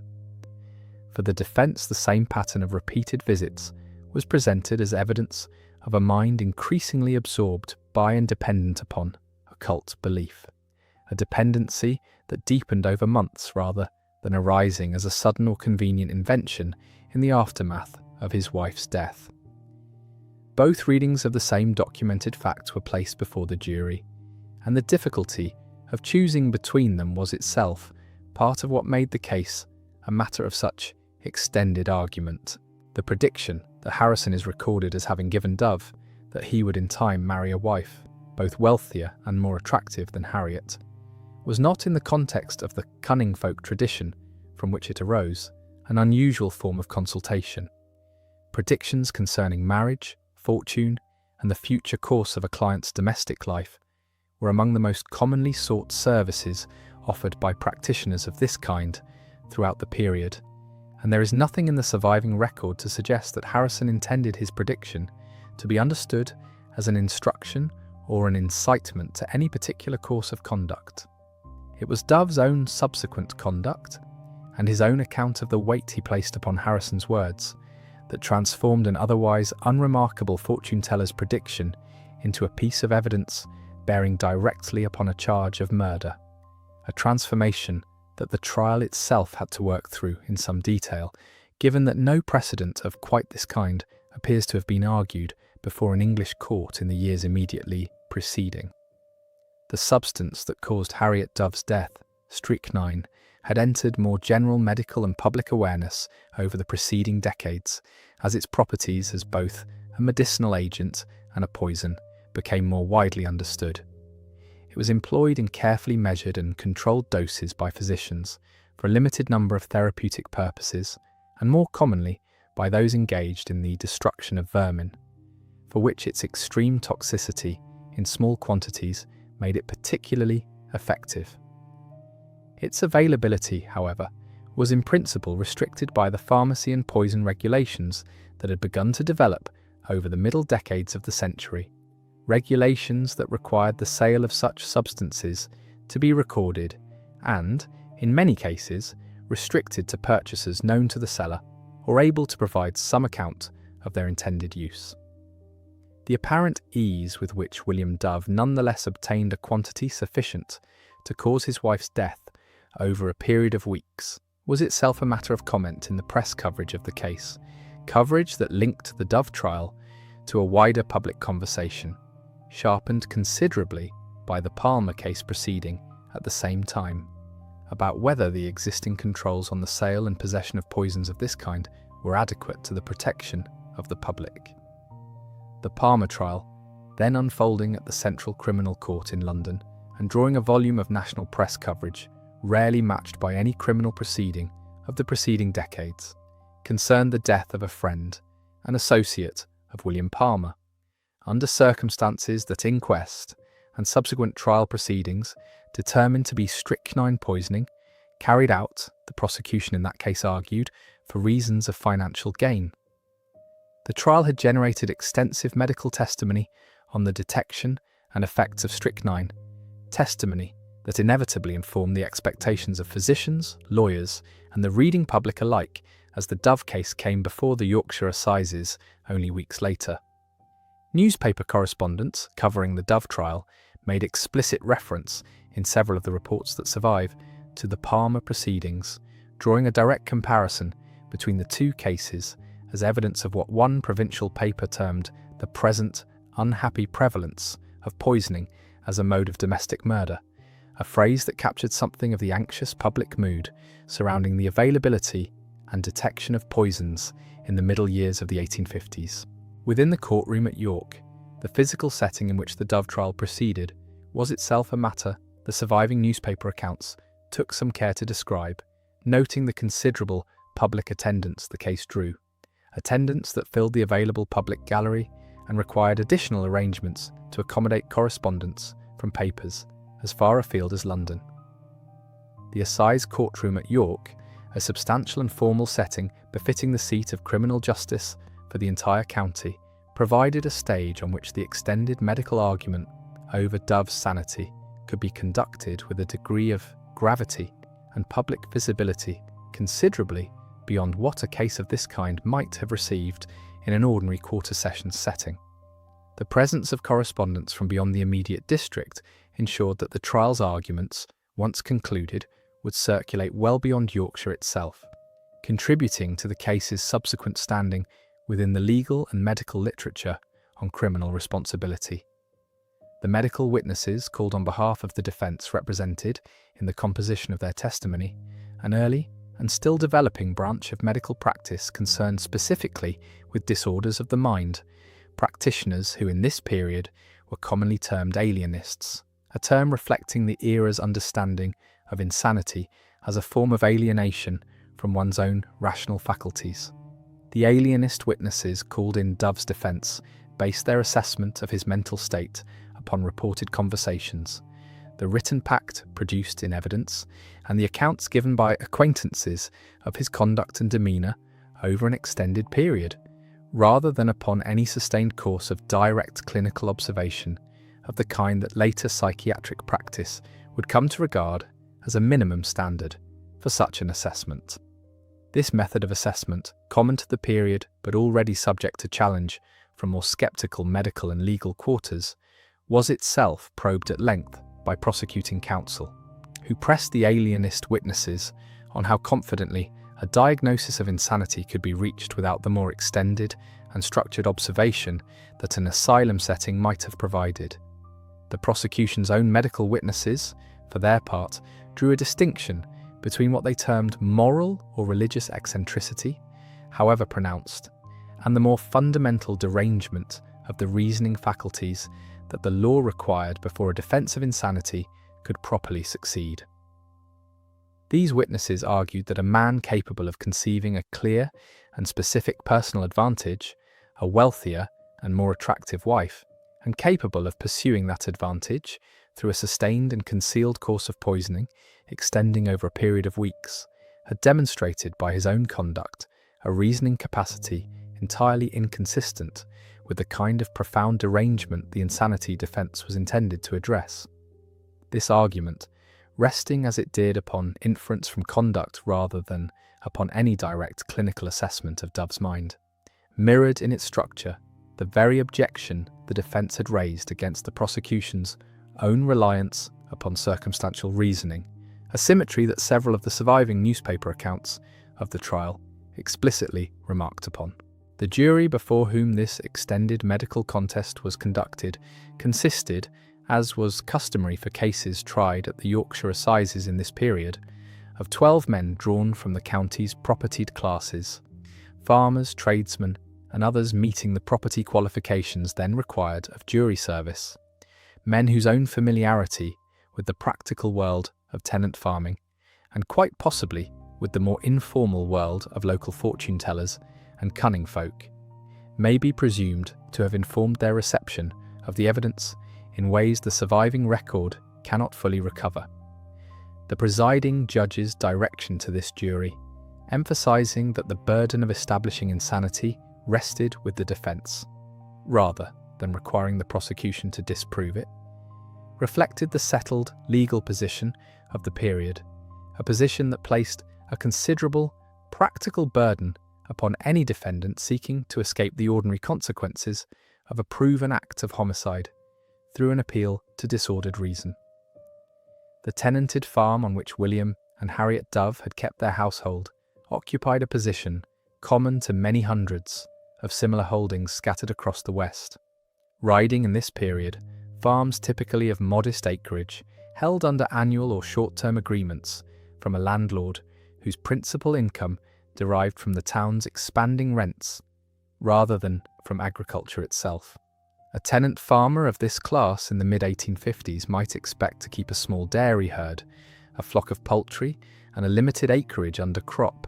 selling milk, eggs, and produce into the growing urban market of Leeds at prices that fluctuated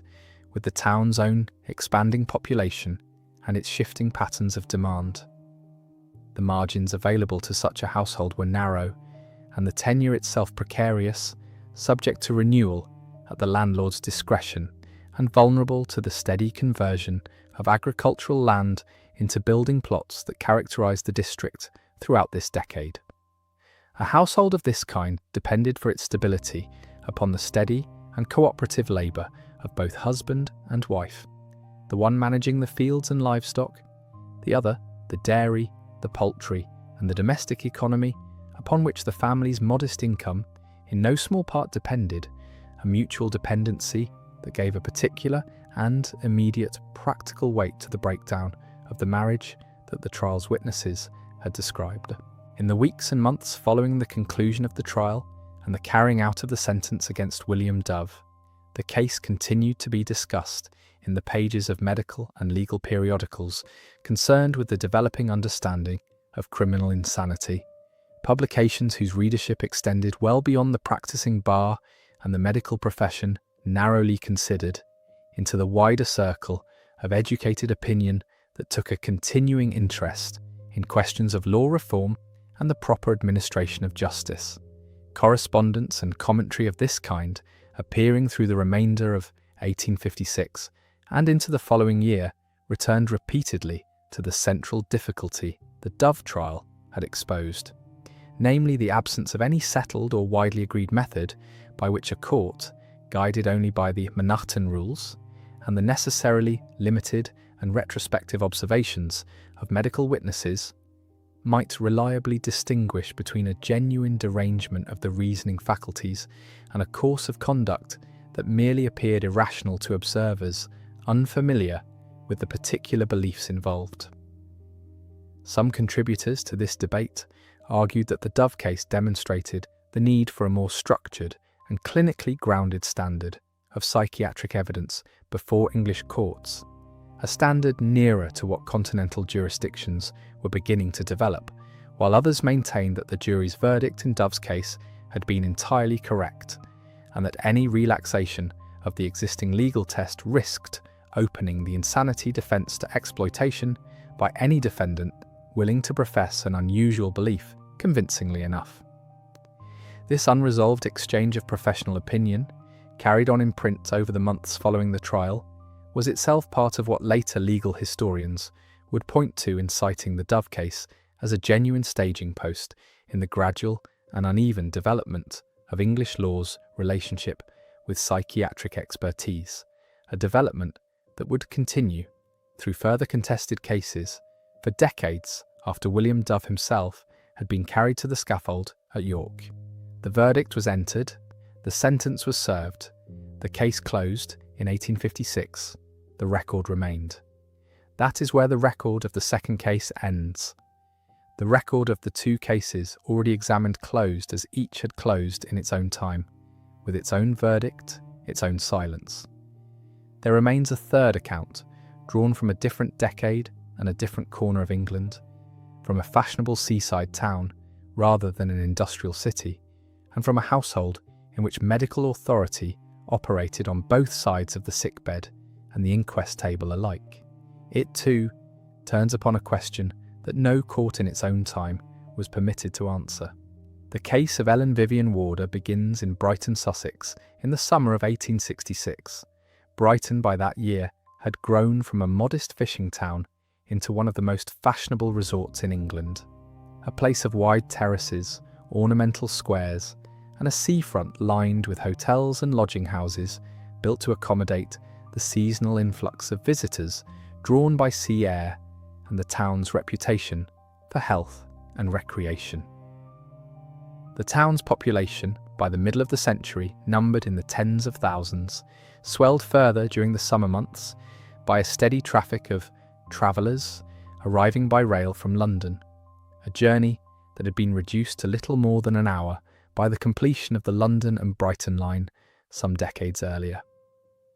Bedford Square, near Regency Square in the western part of the town, was one of a number of Regency and early Victorian developments built to house the professional and merchant classes who had settled in Brighton permanently rather than merely visiting it, and it was in this district that the household of Dr. Alfred William Warder and his wife Ellen was situated. Brighton in 1866 supported a substantial medical and professional middle class, a natural consequence of its identity as a resort town in which health, both real and fashionable, was a central preoccupation.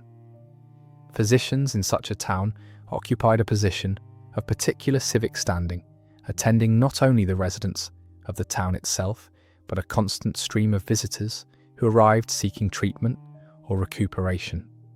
A physician of established reputation could expect to move in the town's better society, to be known by name to magistrates, clergymen, and fellow professionals, and to have his word accepted without particular scrutiny in matters both medical and personal. It was into this setting and into this degree of professional standing that Dr. Alfred William Warder had established himself by the middle of the 1860s. The physical character of the household in which Ellen Warder lived was consistent with the general character of Bedford Square and its surrounding streets, terraces of substantial townhouses built in stucco and brick, each with its own basement kitchen, ground floor reception rooms, and upper floors, given over to bedrooms, and in a household of this class, a sick room in which a family member might be nursed through illness under the direct supervision of a resident physician. The presence of a physician within the household itself was not unusual for a family of Dr. Warder's profession and standing, and it would not, in the ordinary run of events, have attracted comment that a physician's own wife was attended in illness by her husband rather than by an outside practitioner. This arrangement, unremarkable on its face, would later become a matter of considerable significance to those who examined the case. The documented record available for this account does not establish details of Ellen Vivian Warder's birth family, her early life, or the date and circumstances of her marriage to Alfred Warder. What is established is that she was his third wife, and that she was 36 years of age at the time of her death in the summer of 1866. The record does not indicate whether she had been previously married, whether she had children, or where she had resided before her marriage to Dr. Warder. The gap in the documentary record concerning Ellen Warder's own life before her marriage is considerable, and this account does not attempt to supply invented detail where the record is silent. What can be stated with certainty is that by 1866 she was established as the mistress of the household in Bedford Square, married to a physician whose professional reputation extended well beyond the town of Brighton itself. Dr. Alfred William Warder had, by the time of his marriage to Ellen, built a professional career of some distinction. He held a position as a lecturer in medical jurisprudence, the branch of medicine concerned with the application of medical knowledge to questions of law, at St. George's Medical School in London, a position that required him to instruct students in the detection and identification of poisons, the interpretation of wounds, and the medical evidence appropriate to criminal proceedings. His standing in this field was such that he had been called upon to appear as an expert witness in one of the most widely reported criminal trials of the preceding decade, the 1856 trial of William Palmer, a case that had drawn national attention to the subject of poisoning and to the medical evidence required to establish it. To have served as an expert witness in a trial of this magnitude was no small distinction, and it placed Dr. Warder among a small number of medical men in England whose opinion on matters of poison was accorded particular weight, both in courtrooms and in general society. This professional background is directly relevant to the circumstances that would unfold in the household in Bedford Square during the summer of 1866. A physician, trained and experienced in the detection of poisons, was, by the same measure, uniquely positioned to understand which poisons resisted detection and to administer such a substance in a manner unlikely to arouse the suspicion of colleagues accustomed to deferring to his own professional judgment. The record does not permit any statement as to Dr. Warder's state of mind or intention beyond what was later established through inquest and investigation, but the coincidence of his professional expertise and the subsequent course of his wife's illness would become, in the assessment of those who examined the case, difficult to separate from one another. Over a period of approximately 1 month during the summer of 1866, Ellen Warder suffered repeated episodes of sickness. The pattern, as later reconstructed, was one of recurring illness rather than a single sudden collapse. Episodes of vomiting and evident distress that recurred over the course of several weeks, with periods of apparent improvement between them. Throughout this period, she was attended by her husband, who as a physician was entitled and indeed expected to provide medical care to members of his own household without necessarily calling upon an outside practitioner.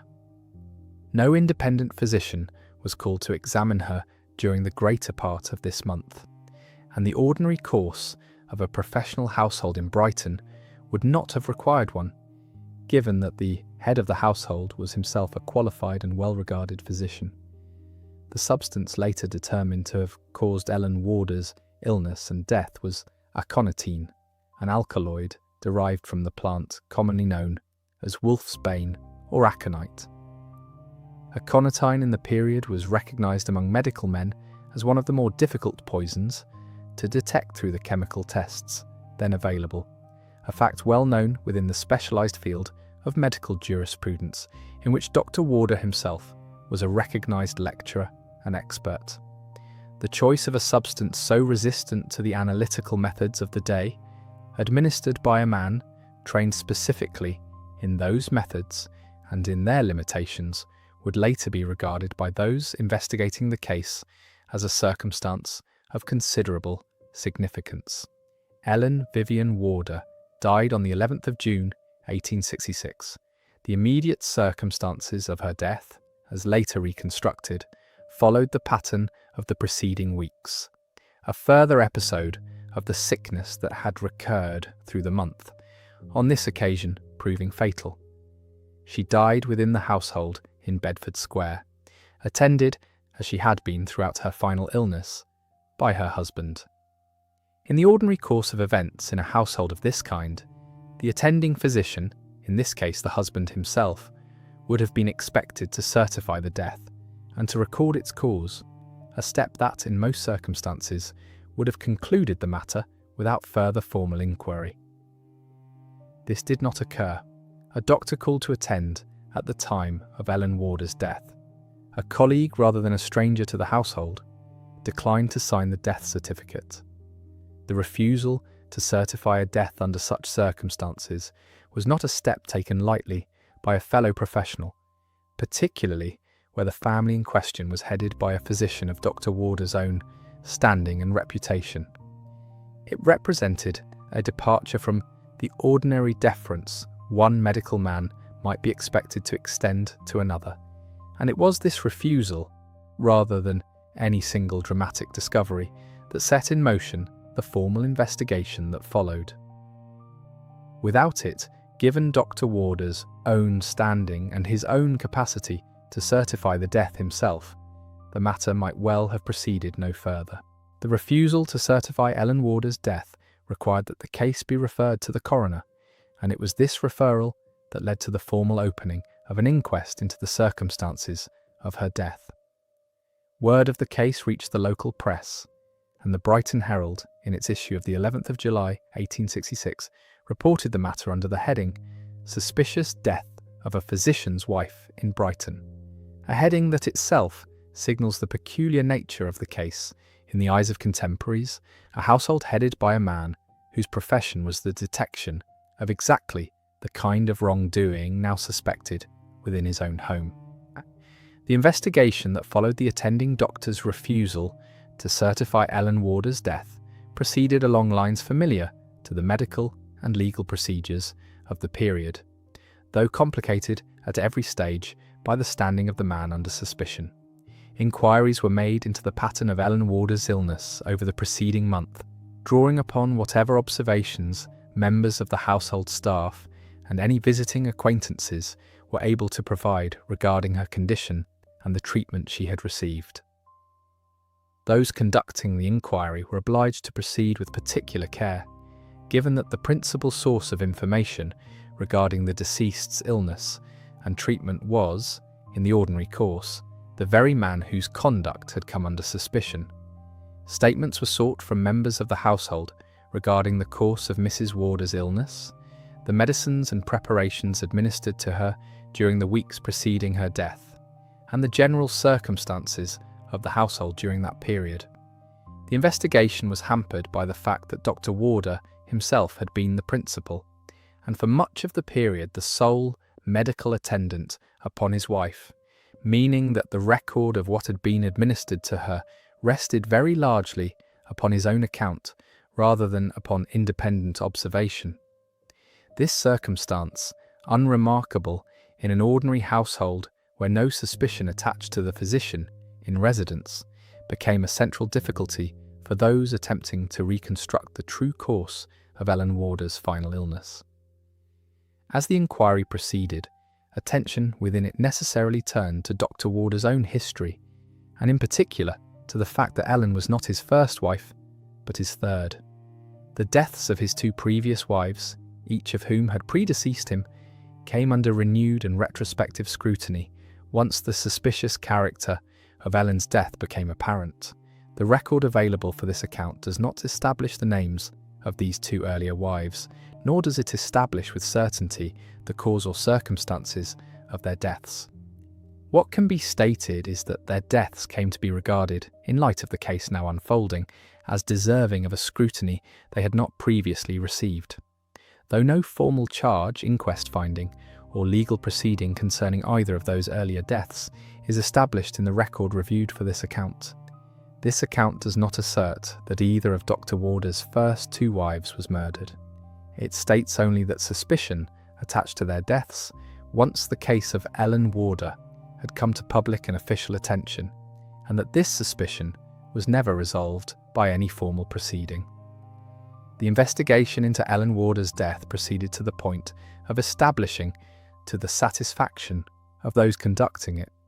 that the pattern of her illness was consistent with poisoning rather than with any natural disease process that might otherwise account for repeated episodes of sickness over the course of a month culminating in death.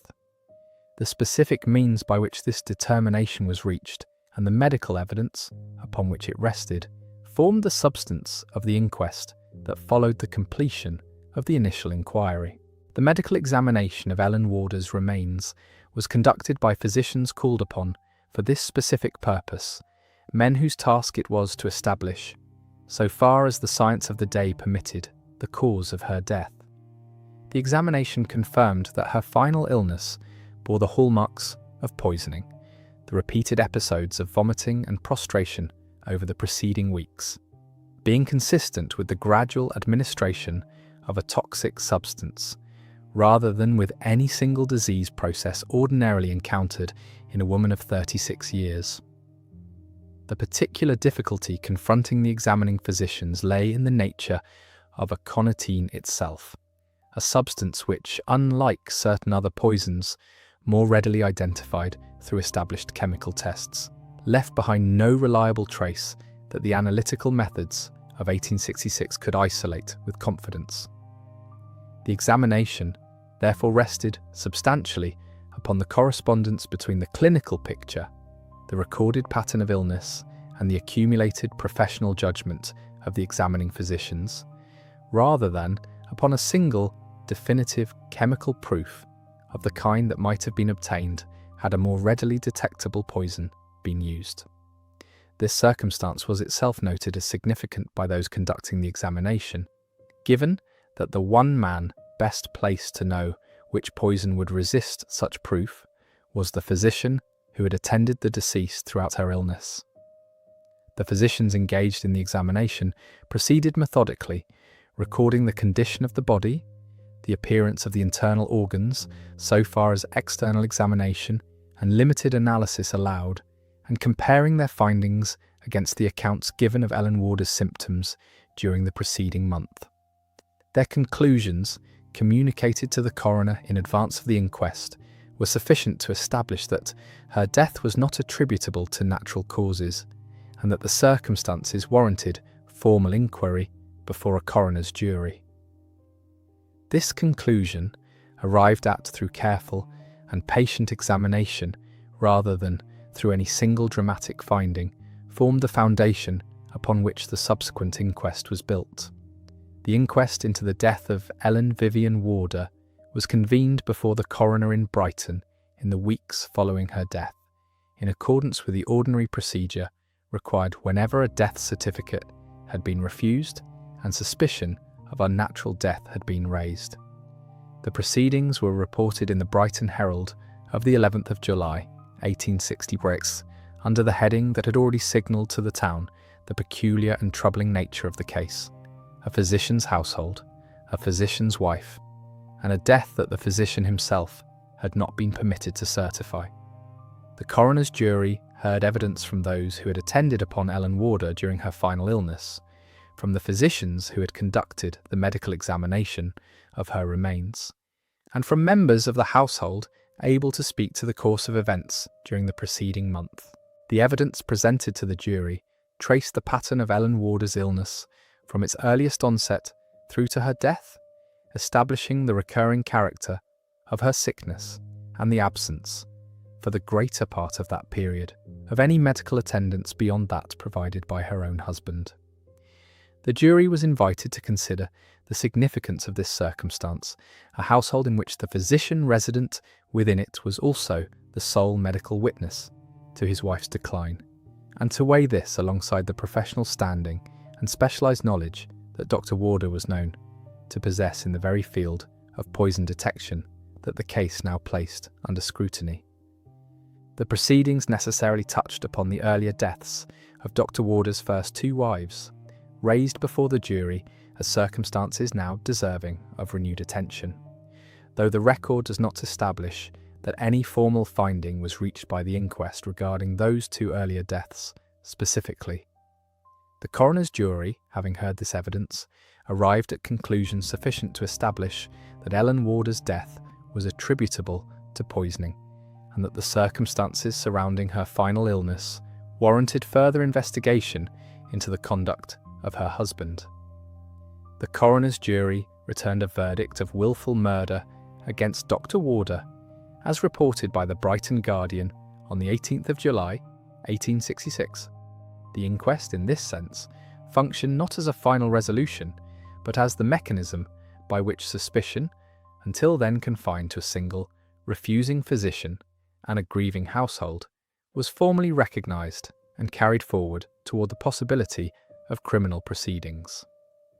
In the days that followed the conclusion of the inquest, as the findings became known throughout Brighton and beyond, the scrutiny directed at Dr. Warder intensified considerably.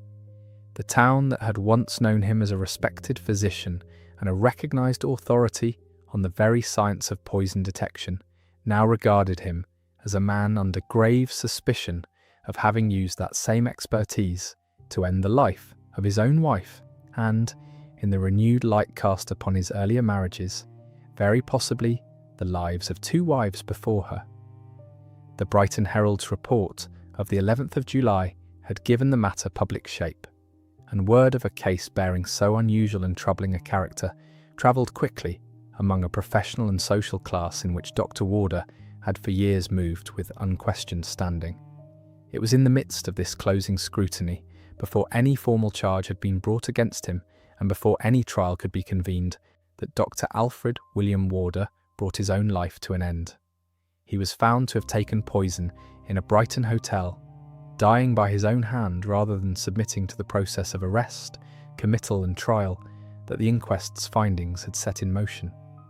The record available for this account does not establish with confidence the exact date of this event beyond its occurrence in the period immediately following the inquest, and multiple accounts identify the substance as prussic acid, distinct from the aconitine used against his wife. The news of Dr. Warder's death spread through Brighton, with an immediacy matched only by the earlier reports of the inquest itself, and it settled upon the case a character that no formal trial could now supply. There would be no arraignment, no arguments of counsel before a judge, no jury sworn to weigh evidence and return a verdict upon the question of Ellen Warder's death. The matter that had occupied the coroner's court and troubled the columns of the Brighton Herald was resolved, so far as the law was concerned, by nothing more than the private act of a man who had chosen his own death over the process that awaited him. For the town's professional class, the effect of this outcome was to leave the question of guilt suspended rather than settled, a condition markedly different from the finality that a trial, whatever its outcome, would have provided. In the immediate aftermath, attention within Brighton turned to the practical consequences of Dr. Warder's death for the household in Bedford Square, and for the wider question of his earlier marriages. No further legal proceeding was undertaken regarding the deaths of his first two wives, the principal figure against whom any such proceeding might have been directed, having removed himself from the reach of the law by his own hand. The household itself, having lost both its mistress and its master within the span of a few weeks, passed out of the immediate record, its further history not established in the sources available for this account. What remained in the town's estimation was the uncomfortable knowledge that a man entrusted for years with lecturing on the detection of poison, a man whose testimony had once carried weight in one of the most closely watched poisoning trials of the age, had apparently turned that same expertise toward the concealment of murder within his own home, and had escaped the reckoning of a courtroom only by ending his life before he could be made to answer for it. The case did not pass into the same order of national memory occupied by the Palmer trial, in which Dr. Warder had once appeared as an expert witness, nor did it achieve the wide public recognition later attached to other doctors accused of killing within their own households. Its persistence has been chiefly local, preserved in the records of the Brighton Herald, in later genealogical transcriptions of the inquest proceedings, and in occasional treatments by local historians of Brighton and Sussex.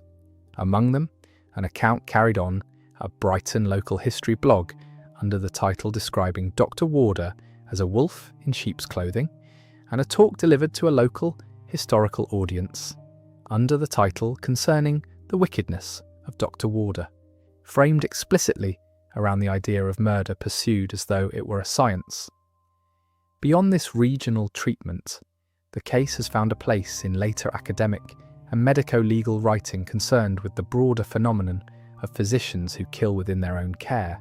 work that has drawn a line from Dr. Warder's case forward through the history of British medicine to far later and far more widely known instances of the same pattern. A doctor's trusted authority turned to concealment rather than to healing. The wider significance of Ellen Warder's case, considered within the history of medical jurisprudence in Britain, lies in the particular irony of a man trained to detect poison choosing, on the evidence available, precisely the poison best suited to defeat that detection. Aconitine's resistance to the chemical tests of 1866 was not an obscure or specialist fact confined to a handful of toxicologists.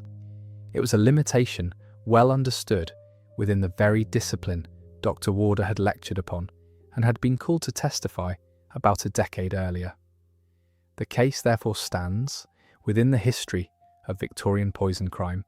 as an illustration of the uneven pace at which forensic science developed during this period, a decade in which some poisons, among them the antimony that would feature in other prominent cases of the era, had become comparatively straightforward to identify through chemical analysis, while others, aconitine chief among them, remained substantially beyond the reach of the laboratory. A poisoner with sufficient medical training could, in principle, select his method according to which substances the science of the day was equipped to catch and which it was not, and the case of Ellen Warder has been read by later writers as a documented instance of exactly this calculation. Brighton in 1866 occupied a particular place within the wider landscape of English medicine, a resort town whose economy depended substantially upon the reputation of its physicians and the confidence of a public drawn there in pursuit of health. A scandal touching the very foundations of that confidence, a physician suspected of poisoning his own wife under the cover of his own professional authority, carried implications for the town's standing that extended beyond the household in Bedford Square itself. The Brighton Herald's framing of the case under the heading concerning the suspicious death of a physician's wife reflected an awareness, shared by editor and reader alike, that the case touched a nerve particular to a town whose identity rested so heavily upon medical reputation. The lecture theatre at St George's, in which Dr. Warder had instructed successive classes of medical students, drew young men preparing for careers across the whole range of the profession: general practitioners bound for provincial towns, surgeons intended for hospital service, and a smaller number who would themselves go on to appear as medical witnesses in the courts. The subject he taught them, the application of medical knowledge to questions of law, encompassed not only the identification of poisons, but the interpretation of wounds, the estimation of the time and manner of death, and the conduct expected of a medical witness called to give evidence before a coroner or a judge. It was a discipline still comparatively young in England, one that had gained enormously in public prominence through the Palmer trial of 1856, a case that had turned substantially upon exactly the kind of specialised toxicological evidence that men trained in Dr. Warder's own lecture room were expected to supply. That a lecturer so placed, a man whose professional life was devoted to instructing others in the detection of concealed poisoning, should himself stand accused of practising the very concealment he taught his students to uncover, was a circumstance not lost upon those in Brighton and beyond who followed the case as it unfolded. The domestic arrangements that had permitted Ellen Warder's illness to proceed for the better part of a month without independent medical attendance were not, in themselves, unusual for a household of the physician's own class. A wife who fell ill within such a household would ordinarily be nursed by servants, under her husband's direction, her medicines prepared and administered according to his instruction, her condition reported to him rather than to any outside party, unless he himself judged a second opinion necessary. This arrangement rested upon an assumption so deeply embedded in the domestic and professional culture of the period as to pass almost without remark, that a husband, who was also a physician, required no oversight in the treatment of his own family, and that to summon an outside doctor to attend a physician's own wife would itself have appeared a slight upon his competence and his standing. It was precisely this assumption, ordinary and unexamined in countless other households across England, that rendered Ellen Warder's illness invisible to independent scrutiny, until the attending doctor's refusal to certify her death broke the pattern. The coroner's jury convened to hear the case in Brighton was drawn, according to the ordinary practice of the period, from among the local tradesmen and householders of the district, men without medical training themselves, but tasked nonetheless with weighing the testimony of physicians against one another and arriving at a verdict adequate to the law's requirements. Such juries depended heavily upon the clarity and credibility with which medical witnesses presented their findings, a dependence that placed particular weight upon the standing of the doctor who had declined to certify Ellen Warder's death, a colleague whose willingness to depart from professional deference toward a fellow practitioner of Dr. Warder's reputation was itself a form of testimony as to the gravity of what he had observed. The jury's task, in a case resting so heavily upon inference from pattern and professional judgment rather than upon a single unambiguous chemical proof, was correspondingly more difficult than in cases where a poison more readily detected had been used,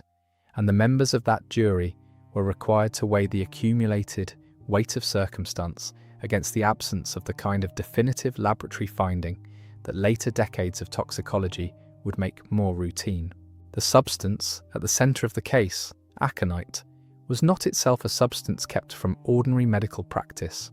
a fact that made its use in this instance considerably harder to trace to any single suspicious act of procurement. Tincture of aconite was, in 1866, a recognised preparation within the standard pharmacopoeia employed by physicians in carefully measured doses as a treatment for fevers, neuralgia, and inflammatory conditions. Its dosage calculated in minims, a unit smaller than a drop, owing to the extreme potency of the alkaloid it contained. A physician's household of the kind maintained by Dr. Warder could be expected to hold such a preparation as a matter of course, alongside the ordinary range of medicines a doctor kept for his own use, and for the treatment of patients who called upon him. This circumstance meant that the presence of aconite within the house required no explanation and aroused no suspicion in itself, since its legitimate medical purpose was beyond question and its accepted use in the smallest of measured quantities was understood by every physician of the period to sit on a narrow margin between remedy and poison. The alkaloid derived from the plant, extracted and concentrated for medicinal use, differed from a fatal dose only by degree, a matter of minims rather of any difference in kind, and a man trained in pharmacology would have understood precisely where that margin lay, and how far beyond it a dose might be pushed without the outward signs of a single catastrophic poisoning, producing instead the recurring pattern of sickness that had marked Ellen Warder's final weeks. The plant itself, aconite or wolf's bane, grew commonly enough in English gardens of the period as an ornamental species, its tall spikes of hooded blue or purple flowers a familiar sight in borders and shrubberies, without any general public awareness of the lethal alkaloid contained within its root. Its common name, drawn from an old belief that hunters had once used its extract to poison bait intended for wolves, carried with it a long folk memory of the plant's toxic reputation, a reputation confined largely to naturalists, gardeners, and the medical profession rather than to the wider public, for whom the flower was valued chiefly for its appearance in a well-kept garden, that such a plant might be grown without remark in the very garden of a physician's own house, its root available for extraction by anyone with the pharmacological knowledge to prepare it, added a further quiet dimension to the case as it was later considered by those who wrote of it. A poison that required no unusual purchase from a chemist's shop, no signature in a poison register of the kind increasingly required under the pharmacy legislation of the period, but only the ordinary contents of a physician's own dispensary and garden. This absence of any documented purchase, any register entry, any transaction that might have been traced and produced as evidence, compounded the difficulty facing those who sought to establish the case against Dr. Warder through the conventional means available to Victorian criminal investigation. Cases resting upon a chemist's poison register, in which a purchaser's name, the quantity bought, and the stated purpose of the purchase were recorded in accordance with the Pharmacy Act, offered investigators a documentary trail largely absent here, where the poison in question required no purchase beyond what any physician's household might hold as a matter of routine practice. The case of Ellen Warder thus stood as an instance in which the very safeguards being built into the retail sale of poisons during this period, safeguards intended to make cases of this kind easier to prove, offered no assistance at all, since the poison never passed through any counter that a register might record. The medical literature of the period, including textbooks of toxicology that a lecturer such as Dr. Warder would have known intimately, described the characteristic course of aconitine poisoning in some detail, a progression beginning with a tingling sensation about the lips and tongue, spreading gradually to a wider numbness across the face and extremities, accompanied by a sensation of cold that patients often reported even in the absence of any actual change in the temperature of the room, together with a disturbance in the action of the heart that a trained physician would recognize as distinct from the ordinary palpitations of common illness. These particular signs, documented in the pharmacological literature of the day as the hallmark of aconitine's action upon the body, were precisely the kind of detail a lecturer in medical jurisprudence would have been expected to convey to his own students, a circumstance that lent a particular weight to the later suspicion that Dr. Warder had recognised in his wife's recurring symptoms exactly what his own teaching told him they represented, and had nonetheless continued, week upon week, to attend her himself, rather than summon any second opinion that might have named the cause. It was this same symptom profile, once set against the account given by household servants of Ellen Warder's repeated attacks over the course of the preceding month, that permitted the examining physicians to reach their conclusions with the degree of confidence they expressed to the coroner, notwithstanding the absence of a definitive chemical test capable of isolating the alkaloid itself from the remains. The correspondence between the textbook description of aconitine's progressive effects and the pattern reported in Ellen Warder's own case was, in the assessment of those who examined it, too precise to be explained by any of the ordinary febrile or gastric illnesses common to the period. Illnesses that a physician of Dr. Warder's training would himself have been well equipped to distinguish from the poisoning now suspected, had he been minded to make that distinction plain to anyone beyond himself. The later academic treatment of the case, appearing in scholarship devoted to the history of physicians who have killed within the scope of their own medical authority, situates Dr. Warder's conduct within a lineage extending forward across more than a century of British medical history. A lineage in which the very trust extended to a doctor by patients, family, and colleagues alike becomes the instrument by which that trust is betrayed. Such scholarship has drawn the case forward in comparison to far later instances in which a doctor's position, his access to patients, his authority to prescribe, and his standing to have his judgment accepted without challenge, provided the covering circumstance under which repeated deaths could occur before suspicion finally took hold. The case of Ellen Warder, modest in its own historical footprint and confined for the greater part of a century and a half to the local record of Brighton and Sussex, has in this way found a second life within the specialised literature of medical crime, cited not for its fame in its own era, but for the clarity with which it illustrates a pattern that would recur in various forms across the subsequent history of English medicine. The trial of William Palmer, in which Dr. Warder had appeared a decade earlier as a witness upon questions of poison, had itself been among the most closely watched criminal proceedings of the mid-Victorian period, drawing crowds to the court and columns of newsprint across the length of the country. Palmer, a surgeon of Rugeley in Staffordshire, had stood accused of poisoning a friend and associate with strychnine, a case that turned substantially upon the question of whether the medical evidence could establish with sufficient certainty that death had resulted from poison rather than from natural disease. The trial had been moved to London to the Central Criminal Court, owing to concern that a fair hearing could not be secured in Staffordshire itself, and it had occupied the attention of some of the most eminent medical men in England, called upon in succession to give their opinion upon symptoms, upon the properties of strychnine, and upon the significance of the post-mortem findings. It was within this company, among physicians and toxicologists, whose names were by then familiar to the reading public, through the newspaper reports of the trial, that Dr. Warder had appeared, called upon to speak to matters within his own specialised competence in medical jurisprudence. To stand as a witness in proceedings of this scale, before judges of the highest rank, and before a public gallery packed with spectators drawn by the case's notoriety, required of a medical witness both a command of his subject and a bearing equal to searching cross-examination, since counsel on both sides were well aware that the outcome of the trial rested substantially upon which set of medical opinions the jury found the more persuasive. Dr. Warder's participation in a case of this magnitude,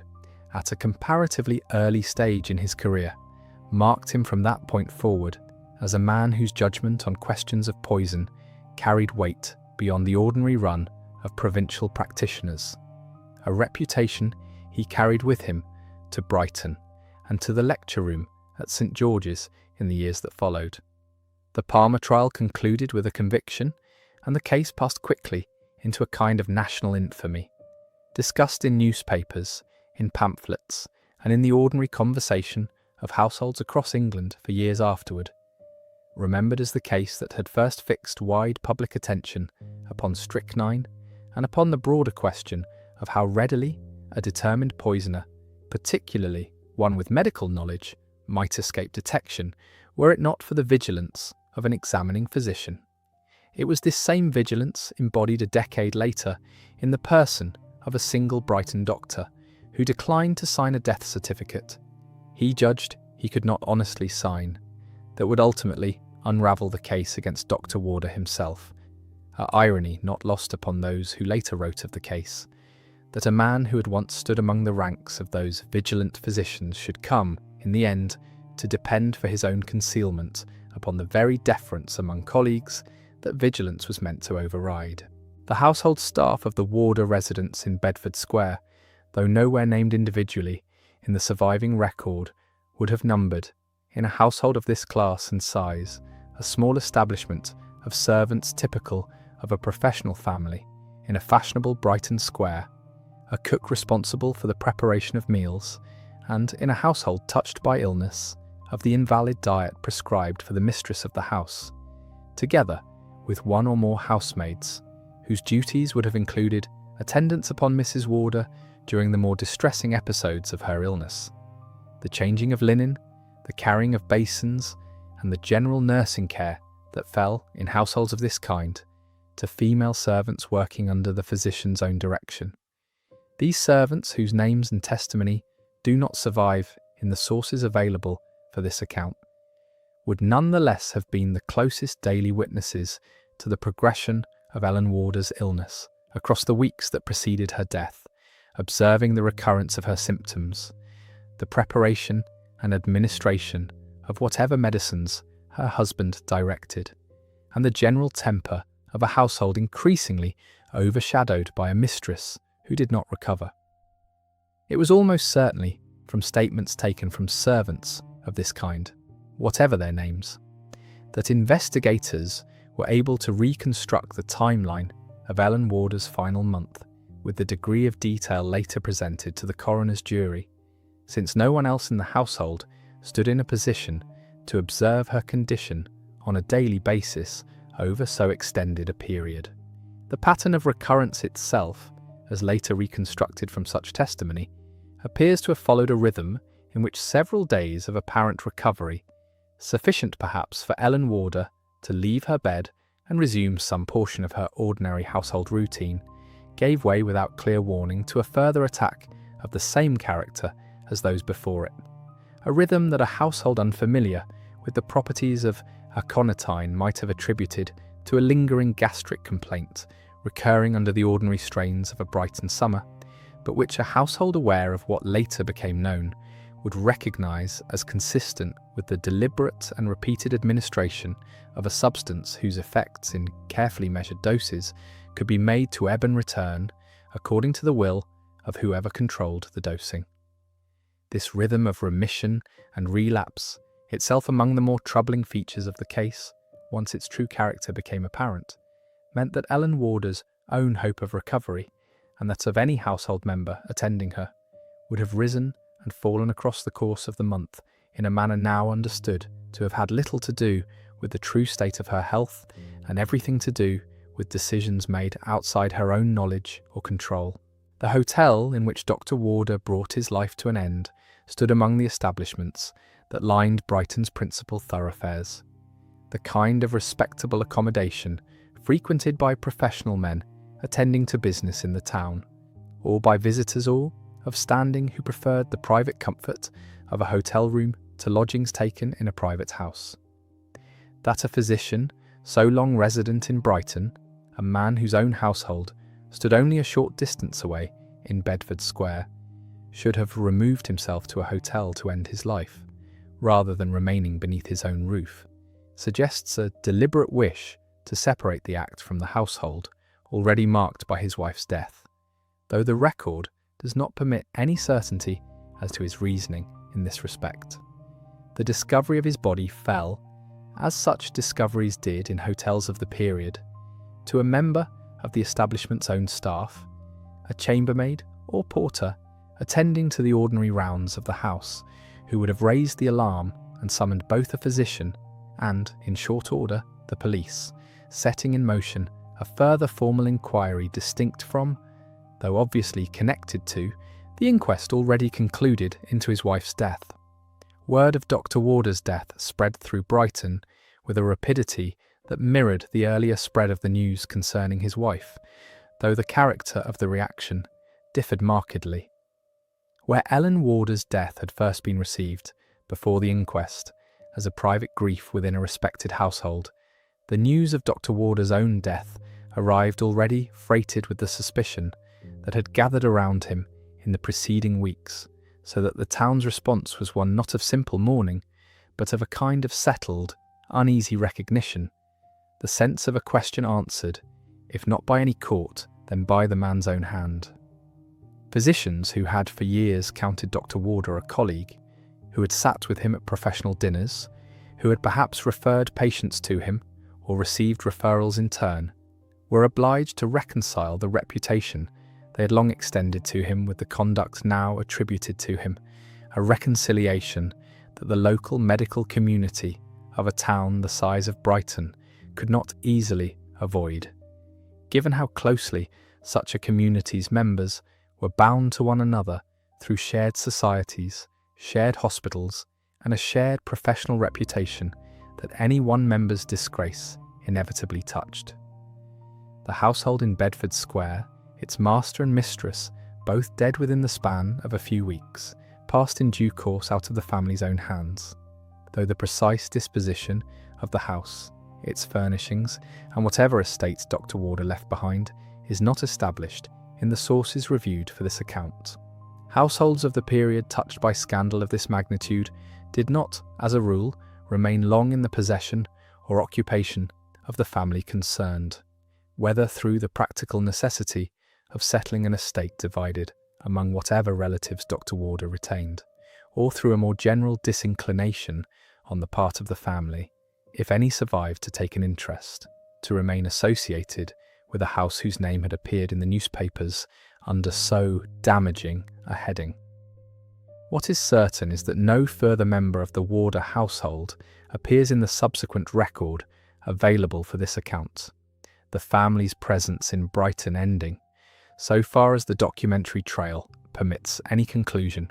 with the deaths of Alfred and Ellen Warder within that single summer. Within the wider county of Sussex, the case was carried beyond Brighton itself through the ordinary channels by which provincial newspapers of the period exchanged and reprinted items of unusual public interest, so that an account first set down in the Brighton Herald might, within a matter of days, appear in condensed form in journals published in Lewes, in Chichester, or further afield along the south coast, each carrying the essential facts of a physician's suspicious household, to readers who had never set foot in Bedford Square, nor known either Alfred or Ellen Warder by sight. This manner of circulation, ordinary to the newspaper trade of the 1860s, meant that a case confined in its origin to a single town's coroner's court could nonetheless achieve a modest regional currency extending across several counties, discussed at market days and in the correspondence of families with relations in Brighton, long before any question of its later treatment by local historians or academic writers arose. The particular unease that the case provoked among Brighton's medical community did not end with the settling of Dr. Warder's own affairs, but persisted in a quieter form across the years that followed, discernible in the caution with which subsequent physicians in the town were said to have approached the question of certifying deaths within their own households, a caution that former colleagues of Dr. Warder and those who trained under men who had known him are recorded by later local historians as having carried forward as an unspoken lesson of the case, that professional deference extended too readily among colleagues could permit exactly the kind of concealment his own household had sustained across the better part of a month. This lesson, informal and undocumented in any single surviving text yet traceable through the recollections gathered by those who later wrote of the case for local audiences, gave the affair a quiet afterlife within the medical culture of the town itself, distinct from its later treatment in print, a case remembered less for its details than for the caution it was said to have instilled. The two earlier wives whose deaths came under retrospective suspicion, once Ellen Warder's case had broken, remain, in the record available for this account, essentially without documented identity, their names, the dates of their deaths, and the households in which they died not established in the sources reviewed. What can be said is that the very fact of a third marriage in a man of Dr. Warder's age and standing was not, in itself, unusual for the period in which the death of a wife, through the ordinary hazards of childbirth, fever, or chronic illness, left a considerable number of professional men to marry a second or even a third time across the course of an ordinary career. It was only the specific and suspicious character of Ellen Warder's own death and the professional expertise in poison that her husband was known to possess that transformed the otherwise unremarkable fact of two earlier, deceased wives into a circumstance demanding retrospective attention,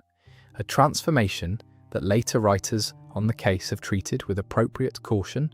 noting the suspicion without asserting, in the absence of any formal finding, that either earlier death was itself a proven act of poisoning. The case of Ellen Vivian Warder was the last of these three cases to enter the historical record. No arrest was ever made. The investigation was formally closed. The case remains open. The record remains incomplete.